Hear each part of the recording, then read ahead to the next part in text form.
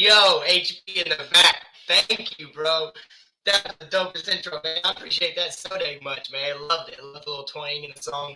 Put the little country spin on it. Love it, man. Appreciate you. Everybody in the comments, thank y'all so much for tuning in.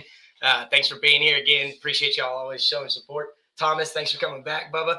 Grassy Posse, we got a remainder over here. Definitely caught me off guard the other day, but man, it was so cool to see all the attention that we got in El Capitan's channel because he's been putting in mad work, y'all. And y'all got to remember, we got to like, we got to subscribe, we got to share. Man, let's just reward El Capitan for his hard work by just boosting him and promoting him and pushing him and getting this channel to do exactly what he wants to do. What up, Kohler? What up, Q?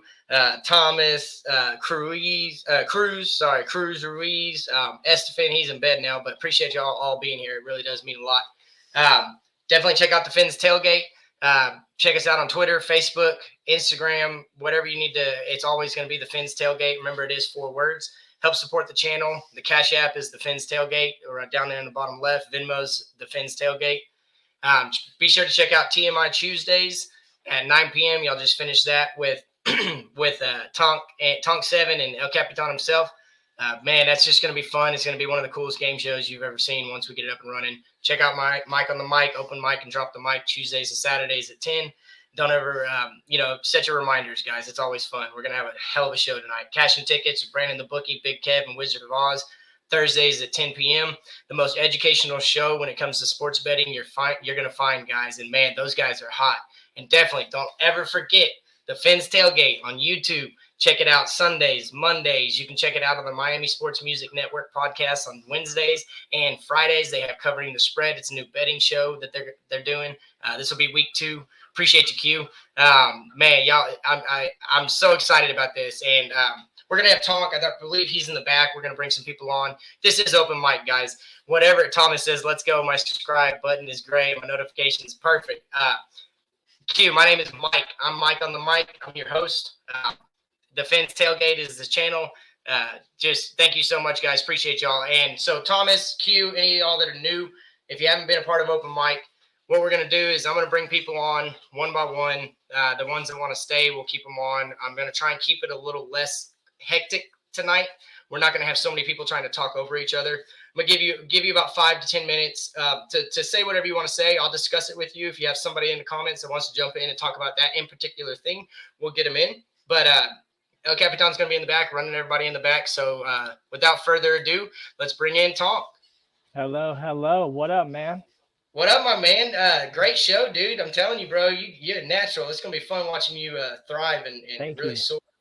Thank you. Yeah, I'm enjoying it. I'm really liking how it's progressing with the videos and the graphics and stuff like that. El Capitan's putting in that work, man.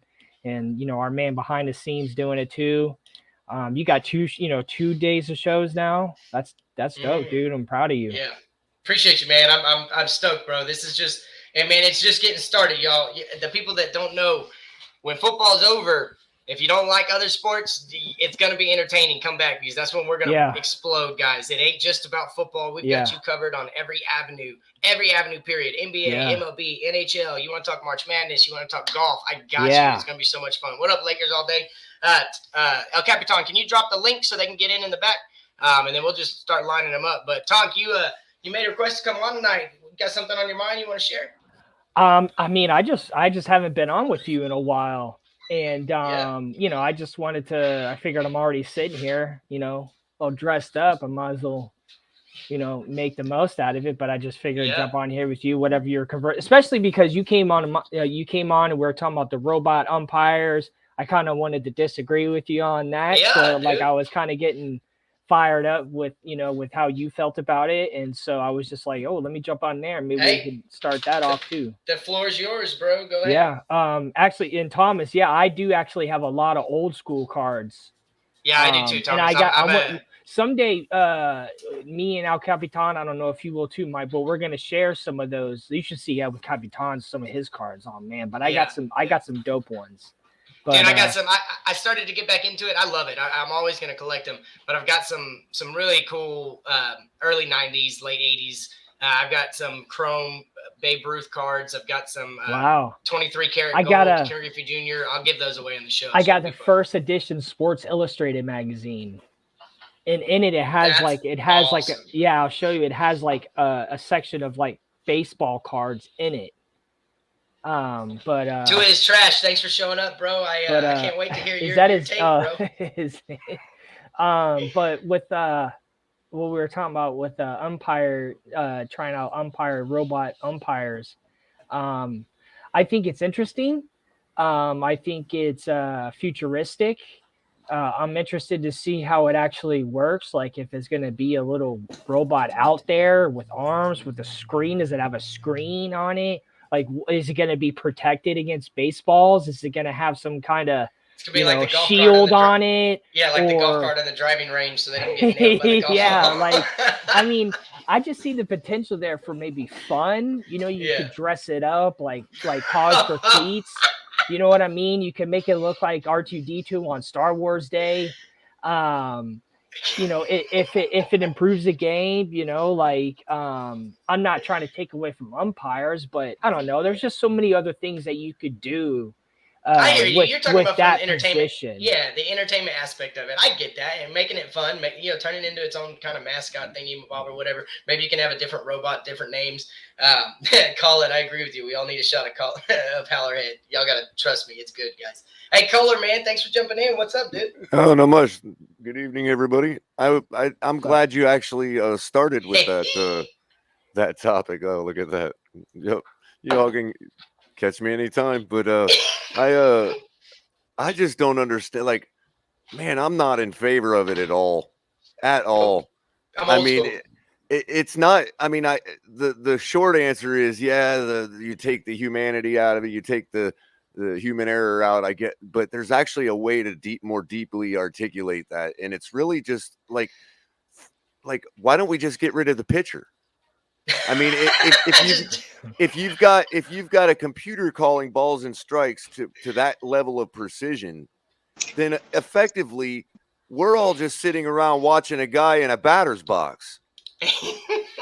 Because you know what I mean, like, and you could even put an auto pitching cannon out there and randomize the pitches, and that would be just the same as having a real pitcher out there with a computer calling balls and strikes, because ultimately it will become so. And I get what they're after. It's a thing about baseball and how they like precision. I mean, that's really what the sport is about, with all the different statistics and metrics and all that. I understand why that tends to kind of evolve that way. Yeah. But you're getting to a level of precision that just takes the complete sport right out of the game. Now you're talking about, well, yeah, I mean, that's what, because there's some times where, for instance, pitch framing by catchers. It's a lost art, man. It's a lost art. Not only that, but that's the type of thing that separates a Hall of Fame catcher from just your average catcher. Exactly. That type of thing. Because over time, framing pitches like that, where you get that one extra call every now and then, you know what I mean? That'll be taken right out of the game. And for sure. That's just one example, but now you're talking about guaranteeing, okay, this hitter is a 385 hitter, and he's going to guarantee to hit that because he's always going to swing at stuff he knows is a strike. They could get to practicing on those machines, and next thing you know, they've got it down to where it's perfect, and every single swing is a home run. Yeah, 500 hitters. Yeah, it'd be stupid. But hey, CT, thanks for jumping in, bro. Good to talk to you, man.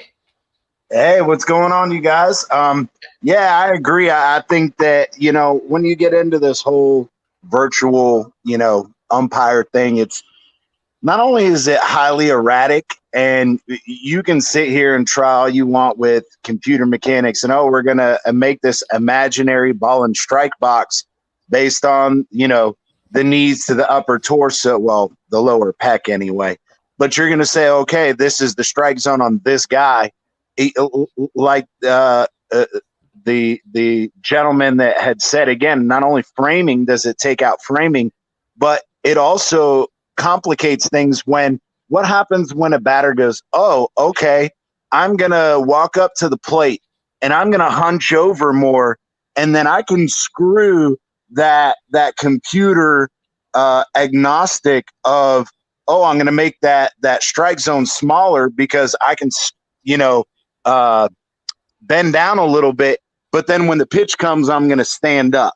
So then it manipulates that artificial umpire. Does that make sense? Oh, 100%. I'm tracking with you. And I've just always been a component that baseball, there's so much that goes into baseball. There's so much that goes into the consistency that it takes to be a great hitter, great pitcher, great catcher with pitch framing, great third baseman, shortstop, whatever you want to say. It takes a lot of work. And I think that when you're putting this robotic umpire into it, it's gonna minimize some of that work. And if they do, anywhere close to what Kohler's talking about, and make it to where it's a machine pitching or something like that, it's just gonna, it's slowly but surely just losing its other than the diehards, it's not popular anymore. And so right now it's just, I think there's too much technology in baseball in general. But we'll get back to baseball here soon. We got a lot of football people in the comments. So and then Batman, thank you, man, for jumping on. Did you get your girl home okay? No, I'm on the way right now to the airport. How's everybody doing tonight? Good. What's going on, Batman? Hey, how's it going? So, interesting last couple of days, right? Interesting last couple of days as far as the coaching. Man, that last 48 hours has been absolutely insane. Hey, thanks. What up, TD? Thanks for joining us, bro. Man, and Batman, I know you heard my rant last night. Kohler, you were there. I don't know if CT got here or Tonk, if you tuned in, but man, my fuse is lit, bro. Like, I'm ready. I'm ready to tell it how it is. I'm ready to not hold back. I'm gonna. Dude, I'm gonna be real. And right now, this team is a joke. And I meant it, man. Like, if they make too many damn things, I ain't gonna tell you what I want to do. But I'm gonna, Batman and EM, they know what I'm gonna do, and it's gonna be funny because it's just that's what they've done. That's what they've led us to. I'm just so confused on where Stephen Ross is trying to take this organization and how many times he's going to put his fingers into the cookie jar and ruin where we are trying to get to and not sabotage. I hate that word, but he's definitely hindered any progress this team could have made over the last, 10 years now. It's just crazy. What up, Brandon? Real quick, guys, I got to give Brandon the floor. Brandon the bookie came on because he's ready to lay into somebody that we all are trying to be careful with, but I think Brandon the bookie's had enough. And Brandon, without further ado, man, what's up? How you doing? And what you got to say, buddy? Hey, Brandon. Can you guys hear me good? Yes, sir. Loud and clear. Yeah, at all? Okay, good. Because I got terrible connection. Oh, you're in and out. You're in and out, Brandon. You're in and out, Brandon. All right, we'll try and get him back. Yeah, we'll try and get you back, Brandon. Let's try again. He's like, yeah, he's we'll like in the middle of like Iowa. Yeah, he's probably, wherever he is. For y'all don't know, he drives for a living, so he's, he could be anywhere. He could be in the Grand Canyon, and he's just, like driving by us, but... where, what was that movie? What was that movie? Children of the Corn? Something like that, where it's the monster in the... Going out and seeing little man's running out on the highway and stuff. Oh, no. All right, well, real quick, I'm going to go ahead and get this Capitan's about to poke. Yeah, he's poking the fire right now. But, so, kind of what happened last night. What happened last night is I found out some information that it really got me thinking that this whole situation we're in is because of one person. And the reason we are in this position of a franchise looking for yet another head coach. Color's been saying it, but last night, I'm convinced. So we've been going through head coaches. We've been going through coordinators. We 6 different coordinators for the last franchise QB we drafted, and Ryan Tannehill. I think it was 6 in 6 years. We keep picking people that others are asking us why we didn't pick a Jonathan Taylor. Why didn't you pick Lamar Jackson? Why didn't you pick Russell Wilson? There's a lot of I think it all goes back to what Color's been saying for a while, and it's all on Stephen Ross. And what I found out yesterday was the savior that we're supposed to have on the Miami Dolphins, and that's what they portrayed him as to us, to the fans, and to the fan base as a whole, not just the Tua supporters, not the Tua, detractors, whatever you want to call them nowadays. As a whole, this guy was supposed to be the guy, right? So as a number 5 overall pick, when you're the guy, don't you think you have to do due diligence in your research, and you're looking into the guy that you're taking to change your franchise direction for hopefully the next 10 to 15 years? You have to put your due diligence in. And what I found out is they didn't. They said, his post-op looks good. Surgery, his recovery looks good. Let's go ahead and get him on the field. Let's go ahead and draft him at number 5.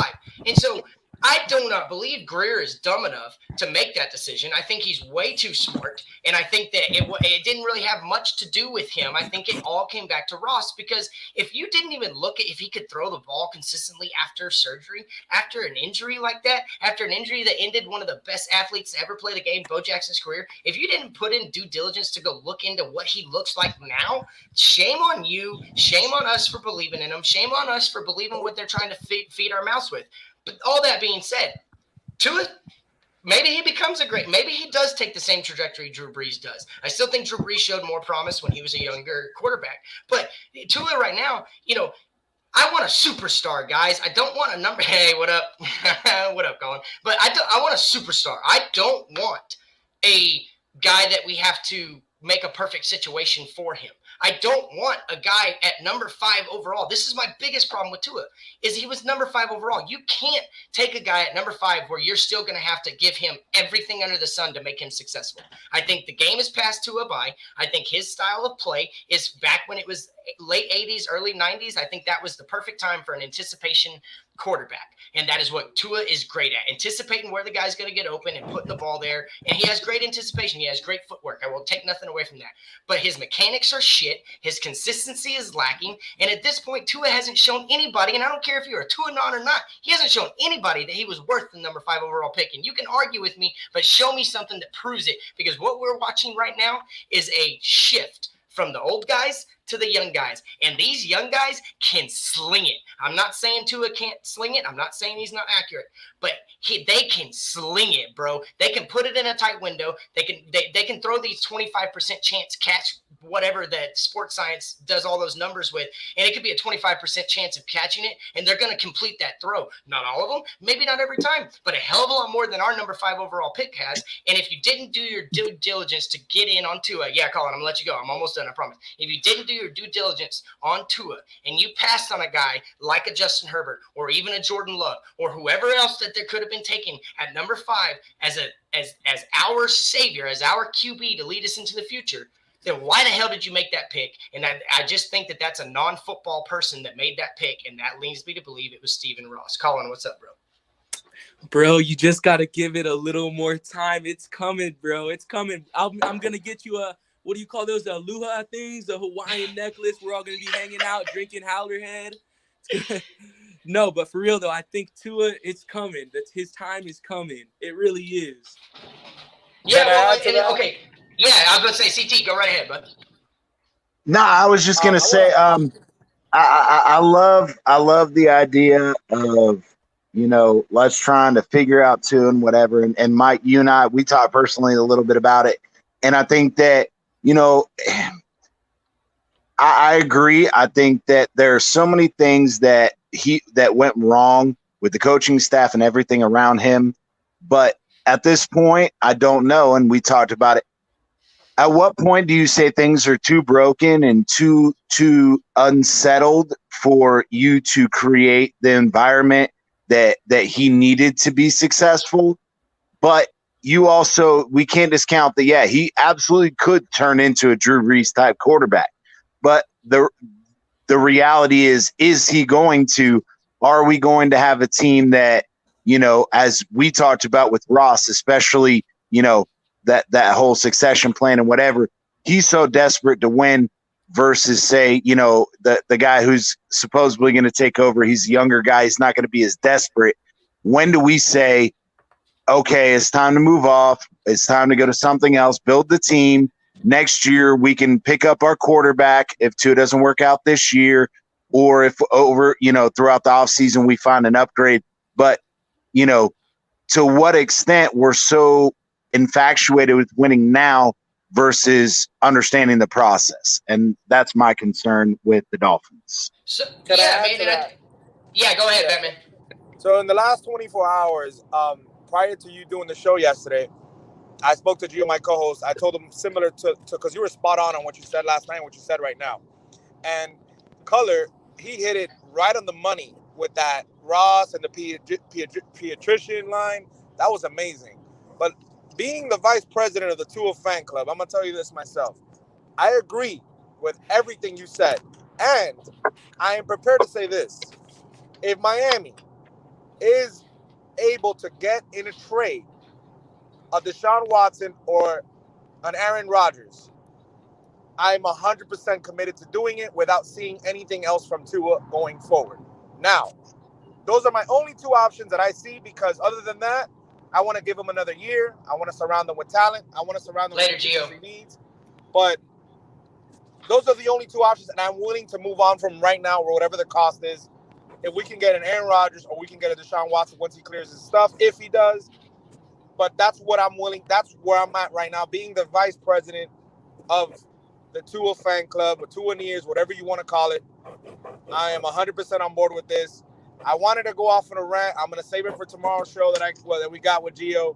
But everything you have said, you're 1,000% correct, and that's how I feel. I'm feeling the same after seeing the quarterbacks that we saw in those AFC games.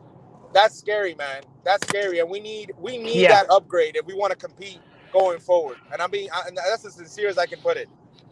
Yeah, I mean, 100% Kohler. You got anything to add to that? Because I know Yeah, Kohler's just going to be pushing to it. I absolutely do, and I Cool. want to. And here's the thing, I'm even like I get that too. If all other options are off the table, we've only got one starting quarterback at this point. But that also will begin the discussion that TD keeps bringing up about. Well, what do you do about a backup? What do you do about a replacement for Jacoby Brissett? Because anybody that you bring in is going to challenge Tua for the starting job. And here's what'll illustrate that. If I haven't looked at the, I think this includes week 18. I haven't re-looked at it, but Tua threw on average for 204 yards per game this year.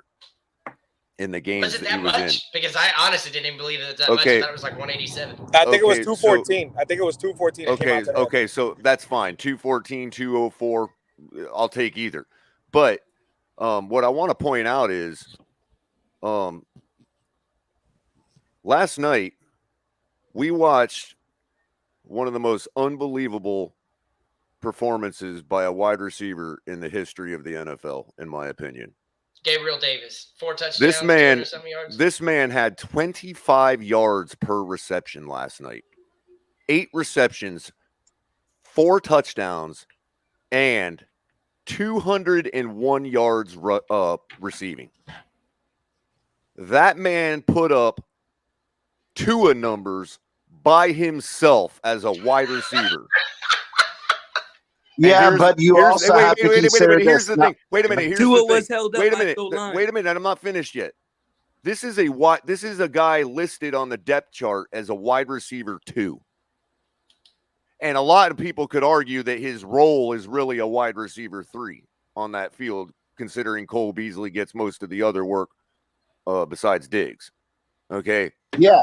So you're talking about a quarterback that distributed the ball to the tune of 201 yards to his third option last night. Yeah, and I agree. Can I say this? And I absolutely agree, because with Cole Beasley, absolutely, he's that number 3 target. But when you get to playoff football and you get to the level that they were at, teams go and take out your 1-2 options. Of course. It's when that third guy steps up.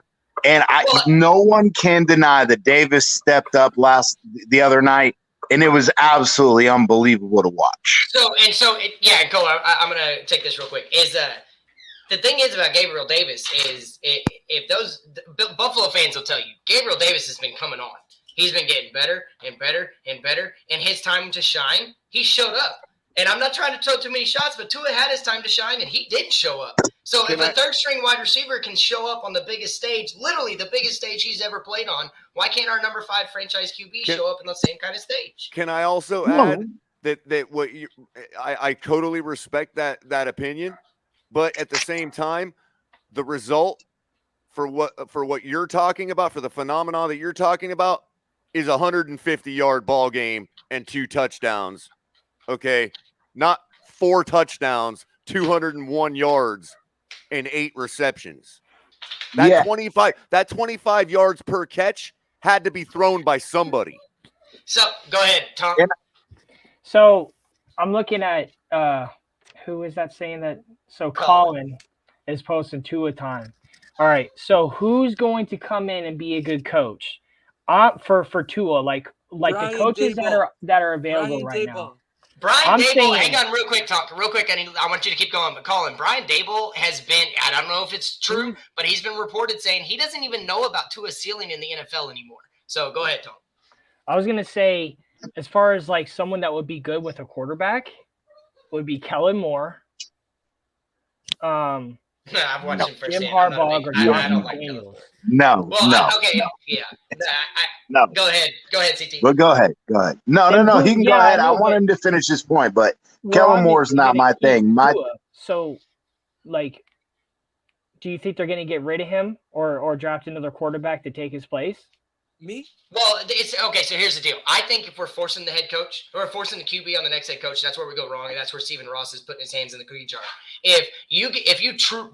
Really, why hell are we getting the third opinion the third year into a number 5 overall pick's career? Like, I grit the number 1 season. I'm not going to, Colin, you know me. Everybody that's in the comments that doesn't know me, I'm extremely middle of the road with Tua. I understand he's only played 20 games. I get that he has elite footwork. I get that he's a great RPO guy. But I don't believe that the RPO can work in the NFL on an elite level without an absolute monster like Josh Allen at quarterback, because you have to have a guy that can not only take those intermediate routes, but 5 to 10 times a game, he's going to take that big shot down the field, not once or twice when, okay, we've been dinking and dunking, let's take this one shot. And Tua's great at completing that one shot, but it's once, maybe twice, God forbid, 4 times a game. Like, I'm so sick of the fact that we're still discussing our number 5 overall pick, and we need a third opinion on him, because that's what's pissing me off, Colin, is that he hasn't proven that he was worth the pick. So why the hell did we pick him if you didn't know what you were getting in the first place? Because you based it off a college career where Alabama quarterbacks dominate everybody and suck in the pros, and it's proven time and time again. So why the hell did they take him? Well, just like you said, like Josh Allen. How long did it take Josh Allen to get good, bro? Okay, so here's my thing about Josh Allen. Yeah, but here's my thing about Josh Allen is in the first 2 years, he still had a cannon. He had a ball that he could throw at 65, 70 yards, and then somebody came in, fixed his mechanics, put him in, showed him all this robotic stuff, all this technology to show him different angles that he was going. His mechanics were wrong on this, throwing off the wrong foot, throwing his weight differential was back in the wrong side. So it took Josh Allen tweaking his mechanics, which is what I said last night. If Tua wants to be worth the number 5 overall pick, he's got to humble himself and say the last 15 years. The flour has to be in the dough. CT and I talked about this last night. He's got to take the 15 years he knows from playing football and forget it all and redo it if he wants to truly make this number 5 pick worth it. Well, I just agree. Be in the dough. A third season with Tua, bro. Prove me effing wrong. Prove me wrong. I'll eat crow. I told you I will eat a shit sandwich on camera for everybody to see if Tua can come out and show that he was worth the number 5 overall pick this year. Witness. Get him a better offensive. And Mike, can I say something? Weapons. Yeah, go ahead, CT. No. So, yeah, Mike and I talked about this, and I also want to put that out there because everybody wants to call me the ultimate Tua-neer. I'm not. I discussed it with Mike. Even if another guy comes in and says, hey, Tua is not the guy, he's got a lot of things that he's got to work on. And we talked about, again, him developing bad habits in that first year. Obviously, he couldn't overcome them this year. It's God forbid that he got a nice clean pocket to follow through on. He still wouldn't do it.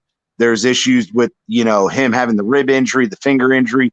There's so many different things. And my thing is absolutely, if given the time, someone can develop and become a good quarterback. But to what extent does so many things happen to your detriment that you just don't reach your ceiling? And that's a possibility.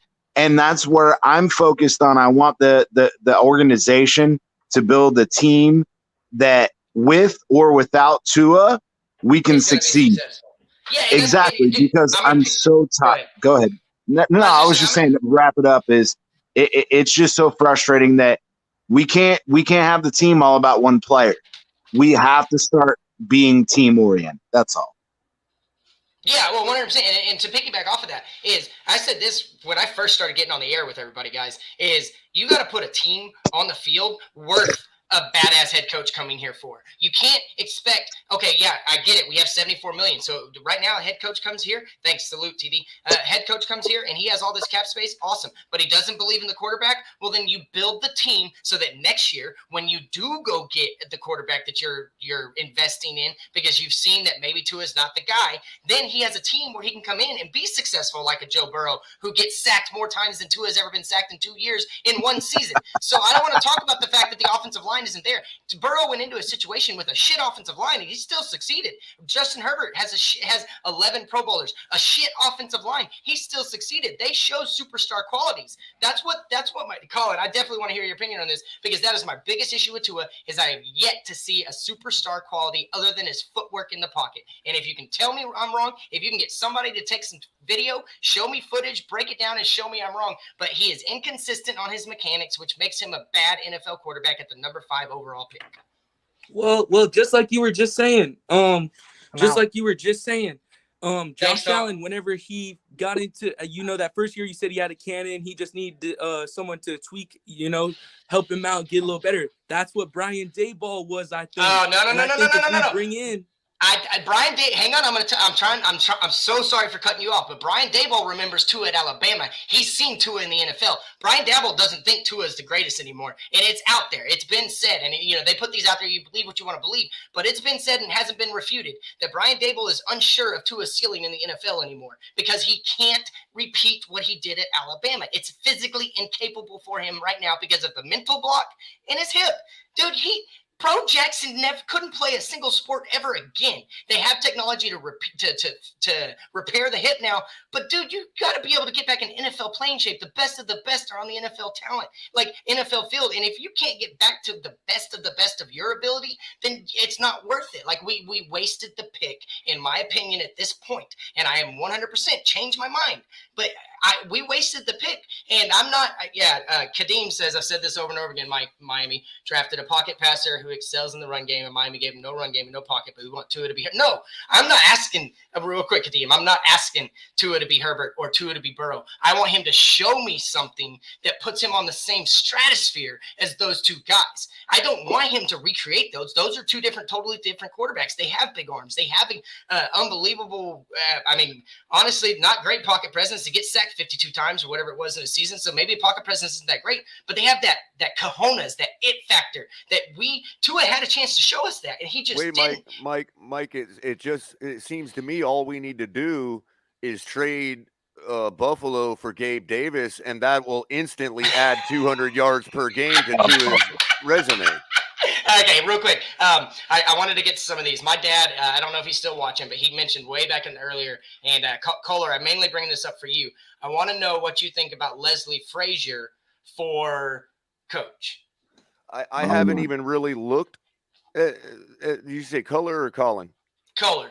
Okay, so I haven't even looked really into Leslie Frazier, because once I got down the rabbit hole of all the coordinators and whatnot, I gave up as soon as I found Thomas Brown. I mean, the man is an assistant head coach. I mean, if we're going to go with somebody without any experience, why are we even bothering with people that aren't actually learning at a head coach position? Besides the fact that Thomas Brown is Sean McVay's assistant head coach. I mean, I just haven't really given it any, really entertained that, because, he hasn't been at the top of everybody's list, and I just didn't feel like doing the deep dive on him. You know what I mean? Yeah. That all being said, I know I keep making the joke about my earlier prediction that I made in chat, but we all have to remember all these people that everybody is courting right now, all these coordinators, every one of them, the ones that had success, they all were put together by Jay Gruden in Washington. Yep. I don't see any reason why we can't see a dark horse come out of the stratosphere tonight or tomorrow and find out that Jay Gruden is our next head coach. So I got some information from Enes. He's not hopping in right now, but he sent me a tweet. Says, from everything I've heard, Brian Daboll has significant interest in reuniting with Tua Tagovailoa. This is the tweet I saw a couple weeks ago, or maybe this today. I don't know. And then Barry Jackson said there's been a lot of no decision has been made on Dolphins coaching search. Brian Daboll has some solid support inside the building. Per source briefed on the situation. So much misdirection and information right now. I'm hearing Daboll is likely going to get blah, blah, blah. And then he tells me that the Giants are looking into Flores. So my thing on Brian Daboll is why didn't he take the job now? Like, why hasn't he accepted it? If he interviewed so great, if he's the guy and he really does want to be with Tua, then why hasn't he accepted the job yet? Why are we still looking for a head coach? He's been out of the playoffs for 3 or 4 days, and we haven't heard anything else other than, maybe he got a second interview. If Daboll comes here, great. But I don't think he's convinced, because we're all smart people and we watch the sport. And I don't think he's convinced on Tua. I got a quick comic relief answer for that. Yeah. Do you go back to your Intel Celeron that's laying in the closet, even though you can still boot it up and use it? Oh my goodness! But hey, and I want to make a serious comment real quick on that. Yeah, I think that, again, we talked about it privately. I don't want the retread of somebody else's garbage. I want somebody who's proven, somebody that can take this team to the next level. We're so sick of this mediocrity bullshit, and Greer not getting fired pisses me off because he's the one that came out last year, actually 3 years ago, every year since, every single year saying, we are going to build a sustained winner. And yet we continue to get this bullshit. And it makes me infuriated. It's a perpetual circle of insanity, all created by the guy that's in charge, and that's it. And it's but it goes back to before Stephen Ross, and arguably since Drew Brees, we haven't. What have we done? I said this last night. We keep trying to do things different. We're trying to recreate the wheel, and now we're doing things different, and we're trying to do it again, and it still hasn't worked, and it's 20 years of not working. So why are we keeping and doing that? And that's why I've said from the beginning, I want an established guy. I don't care if he's ever won it. I want somebody that can look back on the wall and be like, look, I've been to the big time, I've been to the big show. Yeah, that he already has that respect. The guys love him, whoever it is. Dan Quinn, I love what he did with this Cowboys defense in Dallas. He's a phenomenal leader of men. And real quick, guys, I got a new segment I'm going to do one day. It's going to be rapid fire comment responses. But there's a guy in here that he's a Jaguars fan, and he was asking my opinion on Trevor Lawrence. And I wish we had Trevor Lawrence in Miami, because at least then I could, eat crow that I've been wrong since he was a freshman in high school or a freshman in college, and that Trevor Lawrence is the new sunshine, and he's going to have, by all accounts, I think Trevor Lawrence is going to be a phenomenal quarterback. I think he got ruined by Urban Meyer in his rookie season, and people want to say, well, look at Trevor Lawrence and what he couldn't do his rookie season. Tua got more wins. I get all that. And then Kadeem over here, he said, plus I'm getting animated. Oh, hang on. And then I think there was something else. He said, Kadeem says, haven't Miami had back-to-back winning season with their QB1 not playing half the season? Yes, they have. But I think that was attributed to the coach and the defense. I don't think a lot of that was attributed to Tua. And I'm not trying to say you're wrong on that, but I just don't think that Tua is anywhere close to that as far as giving him credit for more than maybe 4 victories in 20 games. What up, TD, dude? This is an awesome time for you to jump on, man. I appreciate you being here. What's up, fellas? What's going on, TD? What's up, Good TD? seeing. It's Tua time. Mike up here cooking, man. I appreciate the great content, bro. Thank you, bro. I appreciate you. Yeah, I told you we got to jump on a show soon because I've been seeing all the hate you getting from the other side, man. And this is, dude, this is dope, bro. I'm just happy for you to be here, bro. Anytime, man. I just wanted to say one thing, and I'm going to hop out and keep enjoying the show. I can't stand Chris Greer anymore. He needs to go. I'm just going to drop y'all with this one because me and Ian was talking earlier. Could you imagine if Chris Greer didn't ruin the 2019 or whatever year it was draft? Awesome. Could you imagine what this team would look like right now if they drafted Herbert, Jonathan Taylor, and Tristan Wirfs, which were all in our reach, and came back and had the same draft with Hollins Waddle and all of them? Could you imagine what this team would be right now with Herbert, Tristan Wirfs, and Jonathan Taylor, who were all right there for us to take at all 3 picks? Speak, and then you would have been Super Bowl contenders right now and would have had the most money going in the offseason. Yeah, because it wouldn't have changed that. Yeah, Chris Greer. And it wouldn't have changed a damn thing about our team right now other than we would have those 3 guys and not Austin Jackson and Eichenberg and whoever, or not Eichenberg, but the other guys. Noah and Austin and Tua for Yeah. Jonathan Taylor, Herbert, and Tristan Wirfs. That is what we had, ladies and gentlemen, that Chris Greer blew. It's unforgivable. He deserves to be fired, and I'm up out of here now, and I'm going to kick back and keep watching. Appreciate you, TD. Kadeem, what's up all the way from London, bro? Y'all don't know him. He's the host of Go Time Dolphins with Charlie Touche. Y'all, it's some amazing content. They got clips they're putting out of the Jump on Holland interview, and Kadeem's doing big things for the NFL, for the Miami Dolphins in London. So y'all welcome him to the show. And what you got to say, Bubba? You got me out of bed at 4 a.m. in the morning. I'm tired, man.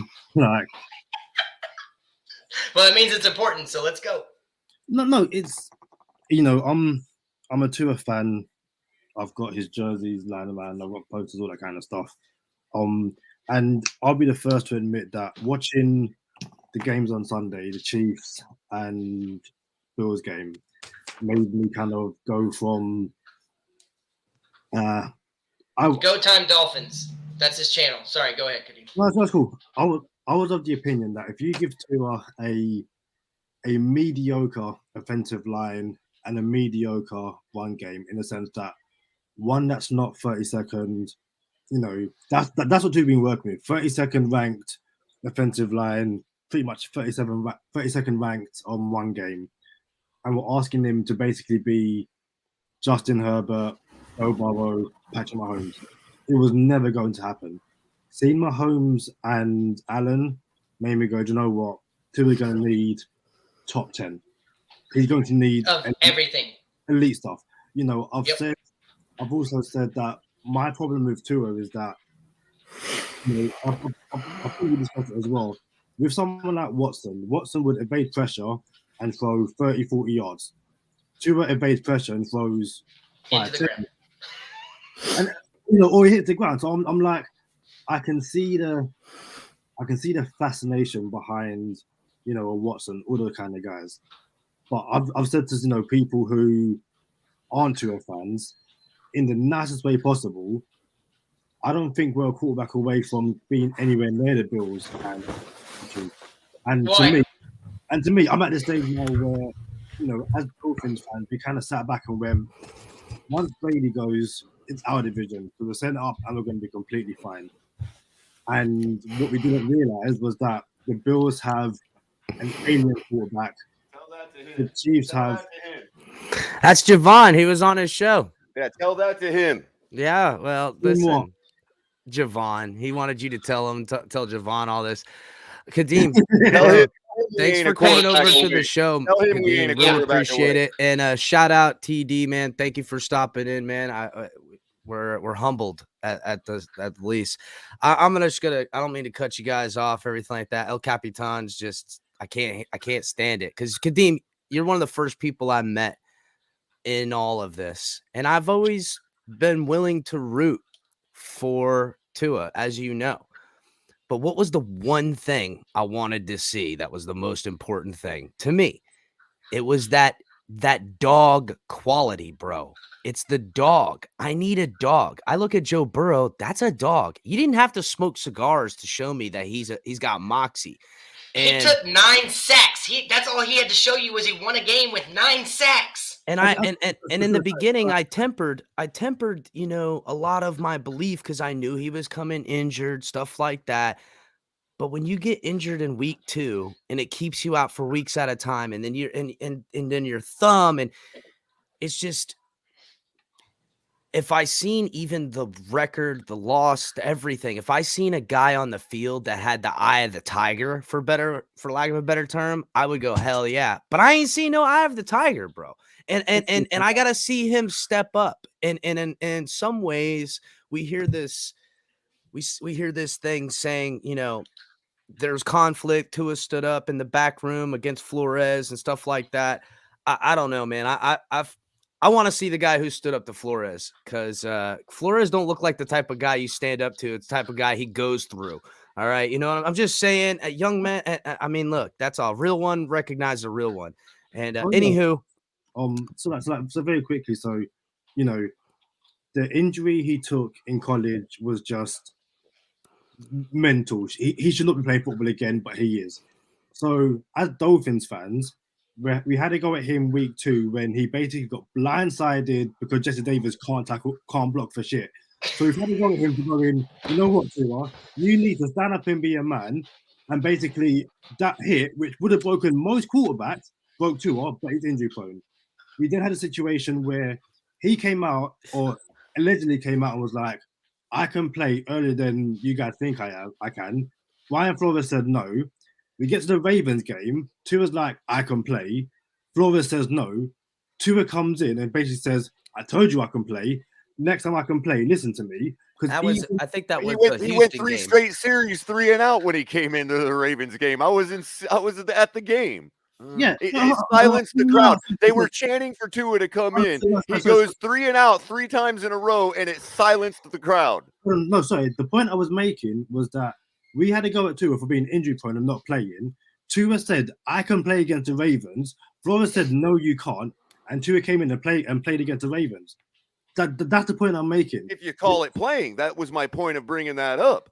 He saw the film. Well, I didn't say he played. I get where you're going, Kadeem. I said he played, and then there was no, and then and again, there's been, and again, I love Tua. It's not good enough, but there's been fleeting moments where he's shown that he's a dog. Let's all be honest, yeah. When he ran over Michael Carter, we was like, we want to see more of that. Like, and again, I am the first person, and I've said it on my show, I'll say it on any show, if Tua stinks this year, I'll be like, dude, you have to go. 100%. Kadeem, but that reference you're making where Tua wanted to come in earlier and they wouldn't let him and all that stuff, and I hear that, and that may or may not be true. I don't know. Like I said, grapevine politics and stuff like that, and taking political moves, that's how I look at things. If I'm not being played and I'm ready to be played and the coach has an agenda against me, which it probably was something along those lines, then also, we can only speculate. The problem is that all bullshit aside, not what he could do if he gets more, not more what could happen. It's the play on the field that I can only look at and dissect. And it was subpar to say the least. And what sucks is that it's the same shit that we're regurgitating that I can remember saying to myself when I was like, well, Tannehill's got this. If he can, every year it was, well, can he get the deep ball? Can he get the pocket presence? Can he this? And it's just, this is what I want to know. Can I just get a fucking real quarterback? Can I get a quarterback that I don't have to have questions all the time for? And I need to see next year and I need to know next year. And I'm not saying that 5 years from now, Tua is probably not a good quarterback. It's just, damn, bro, why I got to wait 7 years for a quarterback to be good? Can I add something to that real quick? Yeah. So, and I really do respect your opinion on Tua, Kadeem. Don't get my apprehension wrong. It's not personal to you. Absolutely. Kadeem's got real thick skin, brother. Sure, don't worry. Sure. And I'm just coming from the perspective of a highly frustrated long-term fan. Okay. And I don't know you enough to know how long you've been a fan or to judge you in that way. You know what I mean? But I do understand the point that people make about, well, let's develop, let's build, let's, this and that. And it's really hard for me because I already see the same. I could literally write and predict what's playing out with Tua for the next 7 years as it's happening. I mean, we're already seeing things put out like he's had 3 OCs in 3 years and blah blah blah. We didn't start rolling out those excuses until year 4 with Tannehill. Then it was, oh well, he's had 4 different coaches and 4 different offensive systems. Now that's the reason we got to go 1 more year and give him another chance. You see what I'm saying? To me, it's right here at this point.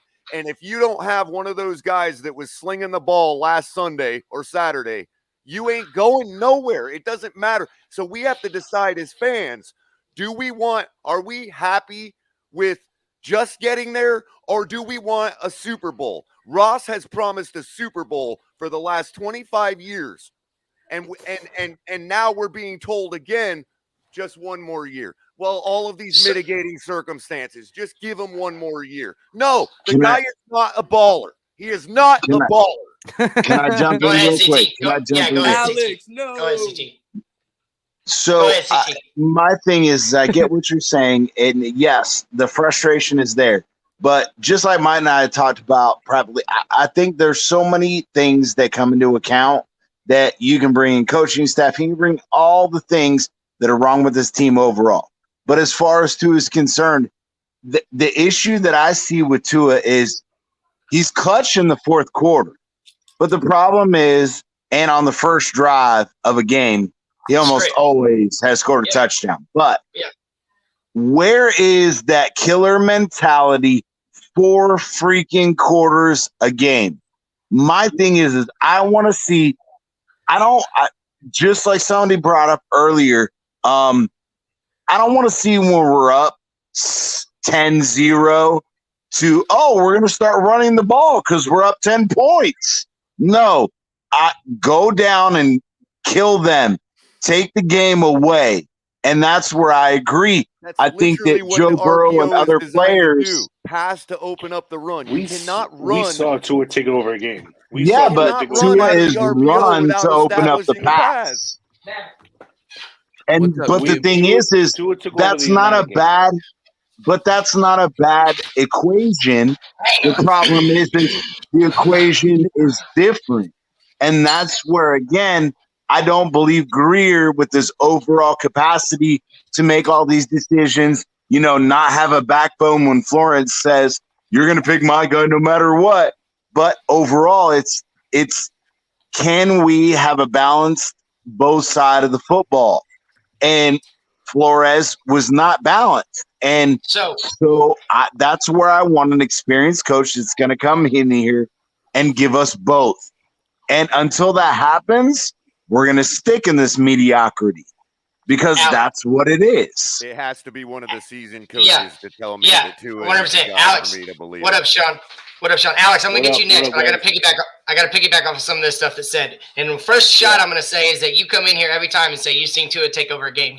I'll give him credit for 4 out of 20 where he took over a game and showed that he was a superior superstar talent, which is what you're supposed to be at number 5. But at that aspect, I want to say this: I get that all the factors that go into it, but my problem, which is why this whole thing started, was why did we take a broke quarterback that we were unsure of whether or not he was going to be able to repeat what he did at Alabama? Why did we take him at number 5?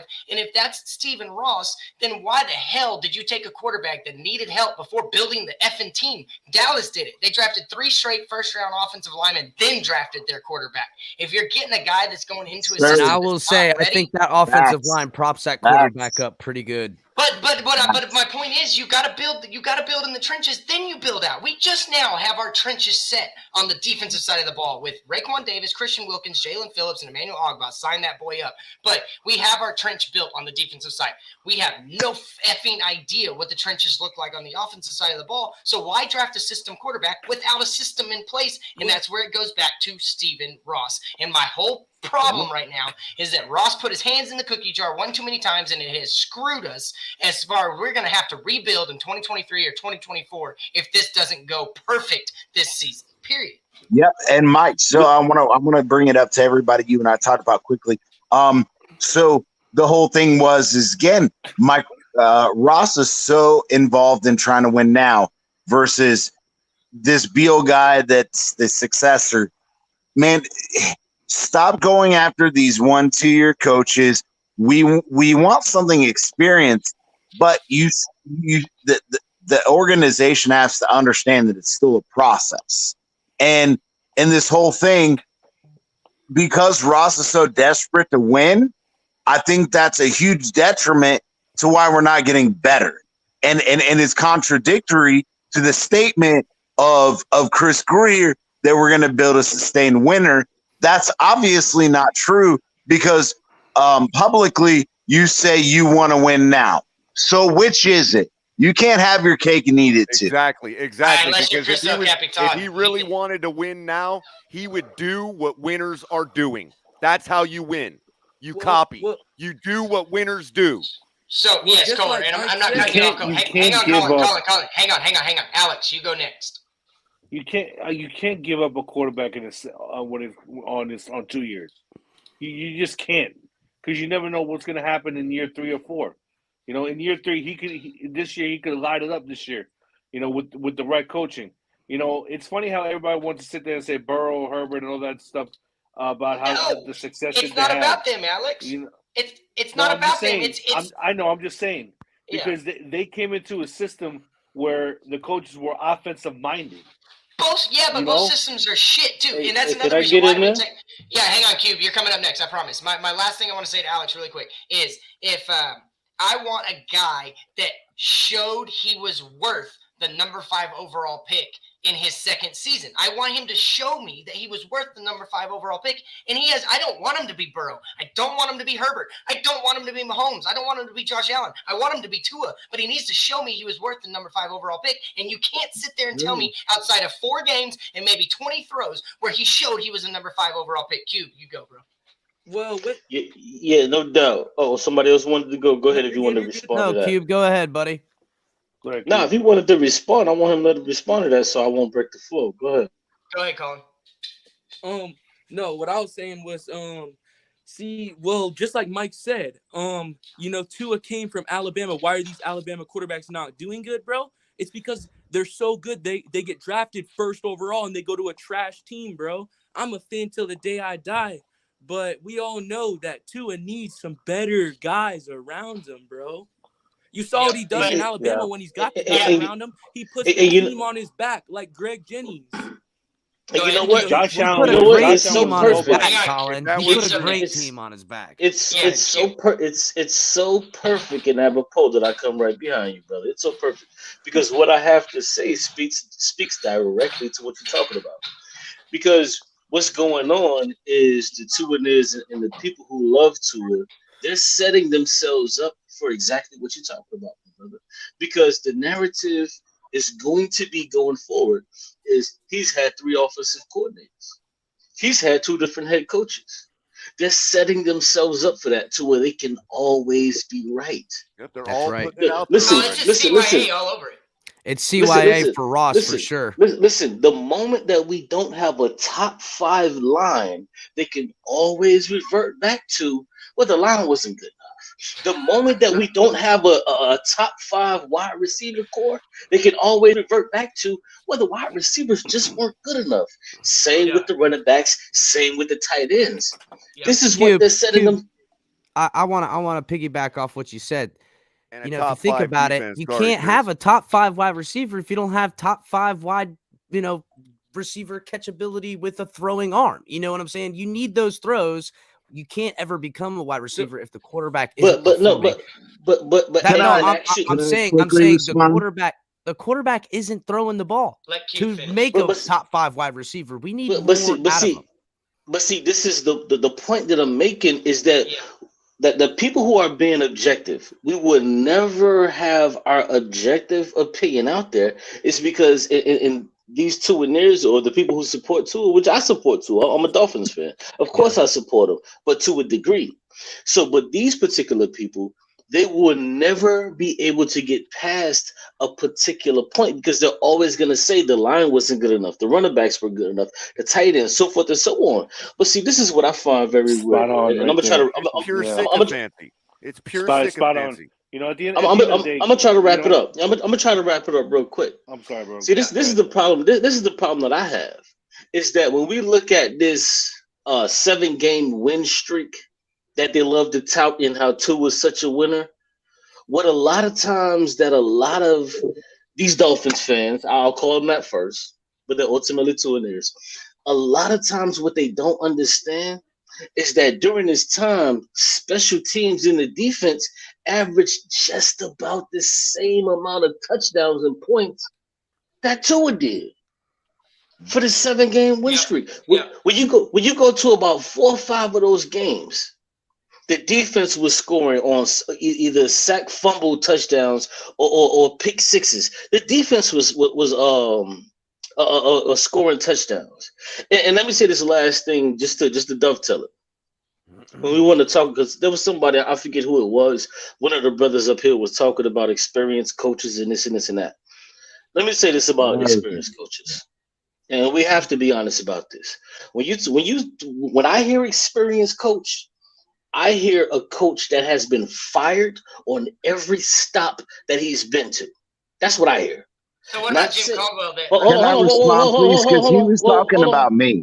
He pointed out what I said. So. Oh, that was you. Okay, yeah. What's your name, brother? So I can address you. My name is TT. And so, no, I get what you're saying.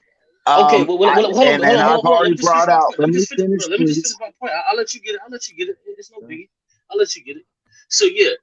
When DT, you said DT or CT? CT. CT, okay, my brother CT.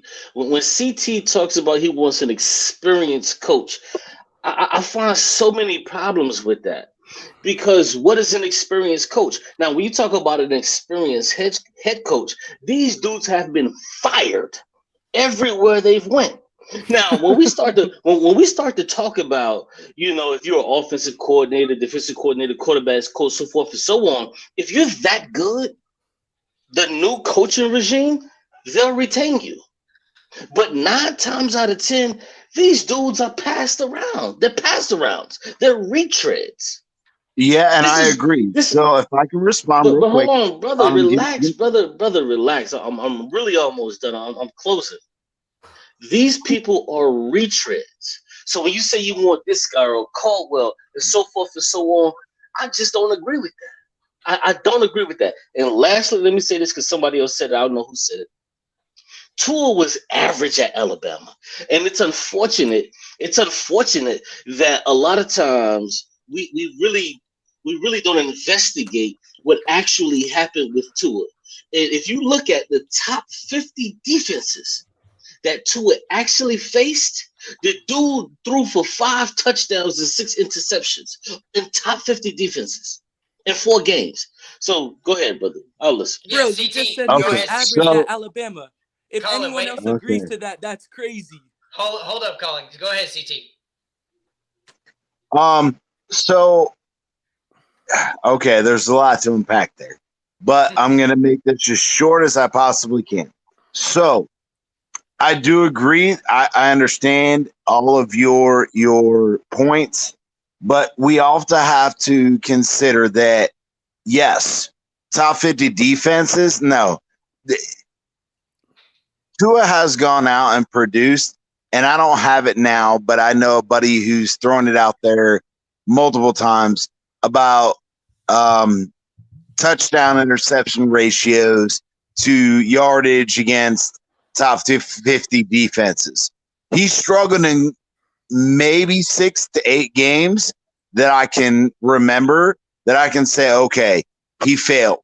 But yes, some of them are high pressure games, which I agree. You can't discount in Tua's legacy. But you can't also say that he was an average, quote unquote, average quarterback at Alabama. He became the most efficient quarterback in college football history. So let's not go there. That's a bit of a stretch. I am not a Tua near full, force. Oh, he's going to make it. But let's not discount what he's done. The question is it going to translate to the NFL? Is he going to have coaches, quarterback coaches, physiologists, whether it's Tom House coming in and working on his mechanics, all of the different things that could be, should be, would be, whatever. There's so many variables, it's not even funny. But to say that he was average in college is ridiculous. But I will say he's average in the NFL. He's average to below average. Do you want to respond to some of the other points I made? Do you want to respond to some of the other points I made, or just that one point? Hang on, Q. Let him go. Now he's kind of belaboring it, so I want to see if you want to respond to some of the other points I made. But go ahead, brother. No, I'm trying to fully explain things so that it's not misconstrued, because a lot of people try to misconstrue things. Yeah, so but I agree that there are times where he has struggled, like you brought up. And I've talked to Mike about this personally. There's so many things that, yes, he struggles at a quarterback position, that there are things that he needs to improve. There's no question of that. But are we going to bring in a staff that is going to work for him versus work against him? And even if he's not the right one, and I'm not saying he is, I'm not coming in so, we drafted number 5, he's the God. I'm not saying that. I'm saying where, as I said earlier, where does it fit into the grand scheme of the team? And that's it. Everybody can go. I'm just trying to make it short. Yeah, yeah, you're good, CT. I'm gonna get you, Q. I saw your question. I'm not ignoring it. I'm just trying to keep the flow. Kadeem, go ahead, bro. I want to hear you. Then we're gonna go to Miami Best. I'm gonna roll back around to Cube, and then I'm gonna take over for a second. Yeah, I'll try and keep it brief, just a few points. So, Carlo, you were talking earlier about, you know, the excuses we gave Tannehill and all that kind of stuff. And again, I'm a fairly new Dolphins fan, being a fan about 7 years, so I call the end of Tannehill, all that kind of stuff. But I do agree that if, as fans, we're seeing the same mistake that we had with Tannehill, let's not give Tua the same time against Tannehill. If we know in season 2 or season 3 that it's just not going to work out, don't give Tua another 4, 5, 6 years. It's a waste of time. That's never going to work. So I totally agree. And just to quickly address that, that's a lot of the times what gets confused when we are really excitable about it, because we want to squash any propaganda that may come across Stephen Ross's eyes when it comes to, 3 OCs and all these different. That's where our adamance comes from. We're not trying to hate on the kid. You know what I mean? Nobody really. I mean, I don't have hate in my heart for anybody that wears aqua and orange. You know what I mean? Yeah. That's just. All right, go ahead, Kadeem. It's cool. Yeah, I'm like, yeah. I think, and again, at some point last season, I don't know how it ended up, after the Titans game, after the Pats game, but at some point, Tua literally was like the most accurate quarterback in the NFL. And that's what Miami fans. Yeah, he had like 3 straight games of 70% or 80%, something like that. And that's what we had Miami fans. We were promised an accurate quarterback who, if we gave him weapons who could do stuff yard after the catch, it would be amazing. And we got the accurate quarterback, but we also, in the nicest possible way, got Isaiah Ford, all that kind of people. Now, I understand that, elite quarterbacks elevate their talent, and I think Tua elevate them to a certain point, but couldn't get them over the thing. And then I think I'll probably end on this, and that's that my personal belief is that as a team, we fell Tua in a number of ways, including the crappy O-line, some of the receivers he got, and if his stories about how Brian Flores treated him, then that's not good. But at the same time, it's a kind of Tua has a part to blame himself. He probably could have been better. And I think ultimately, our biggest fear is that Tua goes elsewhere and does amazing. My huge fear was that he ends up in New Orleans with Drew Brees with Sean Payton, and Miami goes, have we really lost another quarterback to the Saints who's going to win the Super Bowl? And I think that's what everyone's scared of. And I think the Tua fans who are like, just give him more time, are trying to get to a point where it's like, we've exhausted every option. We gave him the best offensive line, all that kind of stuff. Like I said, I'm at a point where if we can bring in a coaching staff this season and things improve, if we have wide receivers open down the field and he's missing them, if you have a run game and all the stuff is in place and Tua hasn't worked out, I promise you, I'll be the coach to be like, Tua, thank you, off you go. And I believe it's Innes who came on the podcast and said that, you build everything around and you chuck the cherry on top, the quarterback. So hang on. I want Miami's Best to go first, and then Kohler, you're responding. I was just gonna say, I was just about to hop out, boys. I didn't want to interrupt again. My bad. But hey, Mike, thanks for letting me on, man. I appreciate that. And my dad, you remind me just of my dad with that hat. My dad would love that. Appreciate you, Colin. Yeah, see you next time. Thanks again. Yeah, see you next time. All right, go ahead, Miami's Best. First of all, you guys can hear me all right, right? Yes, sir. Thanks for jumping in, man. I appreciate you. Thank you for inviting. I appreciate it. Yeah, thanks for having me on. My one concern, I said it earlier at a different panel, but my concern is basically communication throughout the whole entire organization. It has been just embarrassing, to say the least. Whether Tua is our quarterback or not, so on. I feel like the fans just deserve better as far as communication goes. We invest so much into the team. We go to all their games, buy all their merch. Sunday NFL ticket is not cheap, and it just seems like it's a big slap in the face to be in this position without communication. I'm not saying update us on the head coaching search or anything like. I'm just saying this all started from free agency. You know what I mean? Where Tua's your starting quarterback, and then the Deshaun Watson rumors come in, and your head coaches. Go ahead, Miami. Sorry, I was going to say, just to add on to that. Yeah, there was a guy in the comments earlier. He just mentioned that Burrow or Herbert had Lindsley. Well, Lindsley was a free agent out of Green Bay, and we didn't sign him. So, they let people. You're 100% nail on the head. They let people go by in this free agency that could have actually helped Tua, and they just let him go by the wayside. And that's Go ahead. I want you to keep going. No, and then it drives me up a wall in 2 years. We're like, see, Flores says he's our quarterback. He's our quarterback. Well, who else do you have in your roster that's your quarterback besides Jacoby? Like, come on. Like, of course, he's paid to literally say Tua's our quarterback. That's who he's working with. And when you're not hearing from your general manager, when you're not hearing from Ross that we're looking into it, or it's in our head, or not just a single hint, they just keep quiet. Yep. And the 2 they years didn't squash any of the rumor. They didn't. No, they didn't squash anything or nothing. Listen, this is why I'm not a Tua lover. I'm not a Tua fan either. I support him, but we did him and everyone else wrong with this whole situation. Yep. And that's what. And I feel like that was just the highlight of the season. Nothing. We couldn't even enjoy the 7-game winning streak without people saying, "See, look what Tua's doing," or "See this," or "See that." It's just like we couldn't enjoy as a team to see this team get turned around. Yep. With no bye week until week 14. You're 1-7. You had to go to London. Big like. What? Hey, Miami's best. He's from London, Bubba. You can just throw a shot at his country. It's hard for an American. It's hard for an American sports team to go to London and not have a bye week the week after that. You have to play next week. You know exactly. So very quickly, Javon Holland came on the show and was like, "That trip to London is long." He was like, "I did not expect that." So I understand. And no bye week to fall out, but the Falcons get a bye Bro, week. That's an excuse, by the way. That's an excuse, by the way. Hang on. Yep. I'll get to it. Yeah, hang on. Miami's best. Finish your thought, and then I'm gonna say one thing, and then we're gonna get to Kohler. It's not an excuse. I'm just saying it's tough. But at the end of the day, my core issue with this team is just communication, and we need to improve on that 1,000%.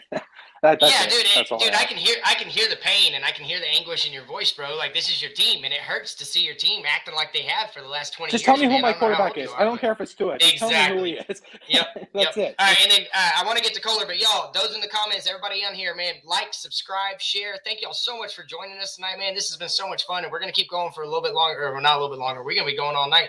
Check out Tonk 7 on Tuesdays at 9 p.m. That's with my boy Tonk 7, and it'll either be me or El Cap. It's going to be a game show. Check out Cash and Ticket, Mike on the mic, open mic and drop the mic on Tuesdays and Saturdays at 10 p.m. Check out Cash and Tickets. It's the most educational sports betting show you can find. It's absolutely phenomenal. Brandon the Bookie, Big Kev, and Wizard of Oz, they're all extremely, really, really talented at betting. I mean, I guess it's some luck, but they're really good at what they do. And then don't forget the Fins Tailgate. It's Sundays, Mondays, Wednesdays, Fridays, Thursdays, whenever we need to get on. The Fins Tailgate. It's a tailgate party that never stops. Help support the channel. The Cash App is the Fins Tailgate, Venmo, the Fins Tailgate, and there's another schedule for the rundown of the shows. Q, thank you so much, Kyle. Q, really quick, man, I want you to know that I do not believe we are a playoff team right now the way the team is assembled, but I believe with the right moves that this team can be a playoff team next season, even with Tua, but they have to make the right moves. And honestly, I've said this before, and I'm going to go to Kohler and then Cube, but I've said this before. There's an unprecedented opportunity to seriously upgrade the QP position that will not come back around. And if you want to go with another rookie in 23, 24, cool. But if you don't believe Tua is the guy, if you do not believe Tua is the guy and you're in that building, you need to be the loudest voice in the room, because you can go get a quarterback that upgrades this team. And it's just that opportunity never comes around. But Kohler, I want you to go and get to your points, and then Cube, you're up next. Bud. All right. So I wanted to address a couple of the points Kadeem made, but the first thing I wanted to say was something that Miami Best just alluded to. You know, the reason that the reason that the reaction is the way it is when we start winning, when we're on a winning streak like that towards Tua, is because the second we win a ball game, it's all we hear is CC. Tua can do it with this trash football team. Forget that it might be that we're not a trash football team, and that's why we won the game. You know what I mean? Regardless of whether Tua helped or didn't hurt, I'm not saying any of that. What I'm saying is, and this will segue to one of the points that I wanted to address with Kadeem. Look, it's bottom line this. If you took the team we have now, I'm going to take the names off of it, okay? Because I know that Deshaun Watson is a very loaded name, okay? And let's just face it, as soon as you use the man's name, everybody wants to forget what you're actually saying. You know what I mean? So I'm going to just take the names right out of it. Okay. If our quarterback this year had produced 33 touchdowns, 4,800 yards of passing, and we're 1-15, I would have been happier at 9-8 than we are at 9-8. Okay. However, that being said, I want anybody with a straight face to tell me that if you add 33 touchdowns to our quarterback's production this year, that we're not 12-5, that we're not possibly hitting the Super Bowl. Okay.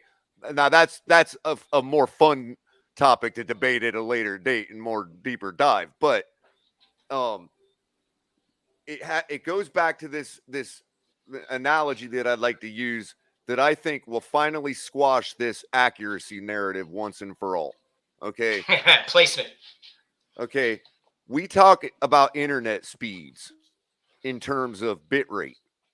Like when you tell somebody how fast your internet is, you say, I get this many bits per second download speed, right? Or whatever it could be megabits, kilobits, whatever. But we refer to it in terms of bit rate. Well, bit rate is not actually an expression of velocity. It's an expression of work done over time accomplished, which can be referred to as speed. Okay. The actual velocity of the electrons of the data going down the internet line is called bandwidth, and that's measured in cycles per second, hertz. Sorry, that comment, okay. Bro, you got me. And so it's the same with accuracy. Okay. And I'm not going to go to the base level of, oh, well, if I'm standing in front of a bucket and tossing a coin into it 100 times and I get it in 100 times, am I accurate? You see what I'm saying? Now that's I hear you. That's taking it to the base level, but let's take it into a realistic level. Yeah. Okay. Yep. Tua could be 70% completion rate. Okay. But when I watch his throws, they are not accurate. So they get to him, but the ball placement and everything. I get what you're saying. Yeah.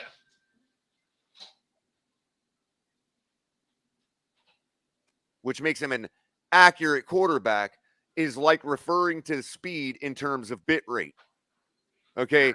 But accuracy in the terms of, can he put it out in front of Devontae Parker so that a Hall of Fame defensive back can't take that ball to the house, even though Devontae got a touchdown and we're all happy that and want to praise Tua for that great touchdown pass. Okay. No, that was not an accurate throw. It doesn't matter if he does it 5 times in a row and it's always complete. It is not an accurate throw.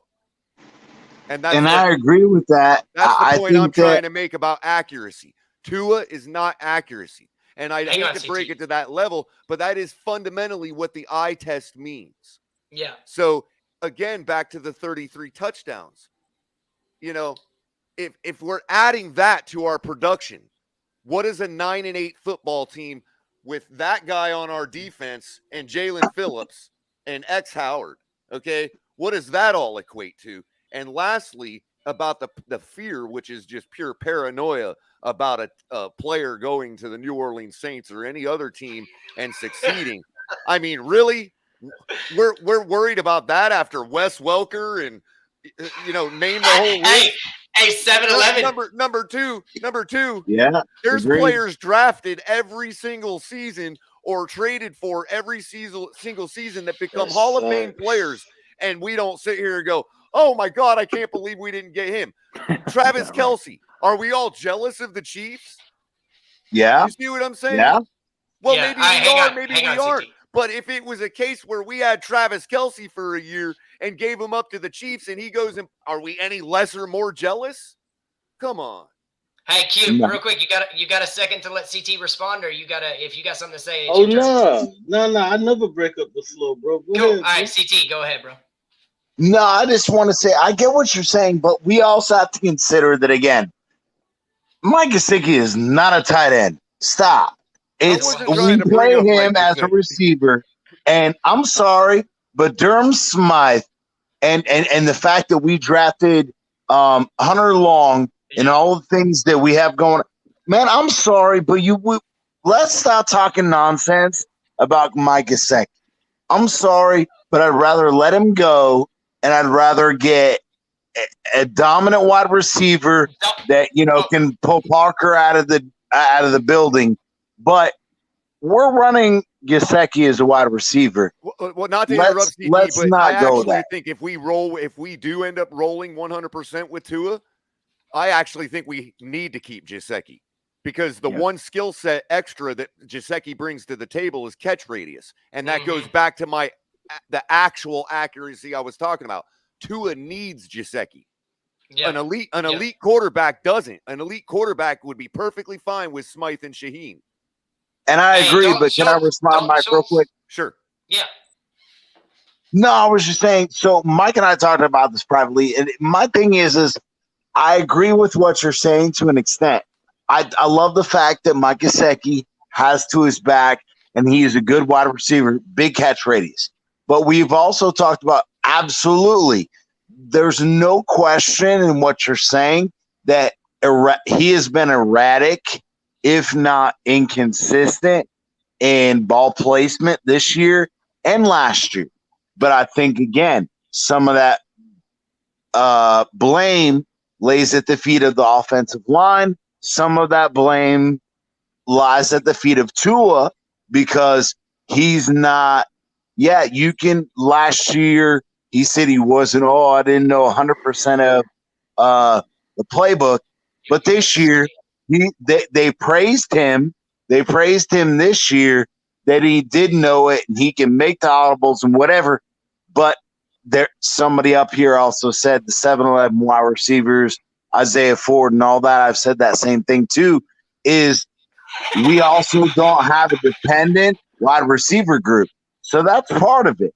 But the overall is it's a team game. And can we make it all work? That's the issue. All right, and Kadeem, for y'all that don't know, I think it's 5 or 6 o'clock in the morning, about 20 minutes till, right?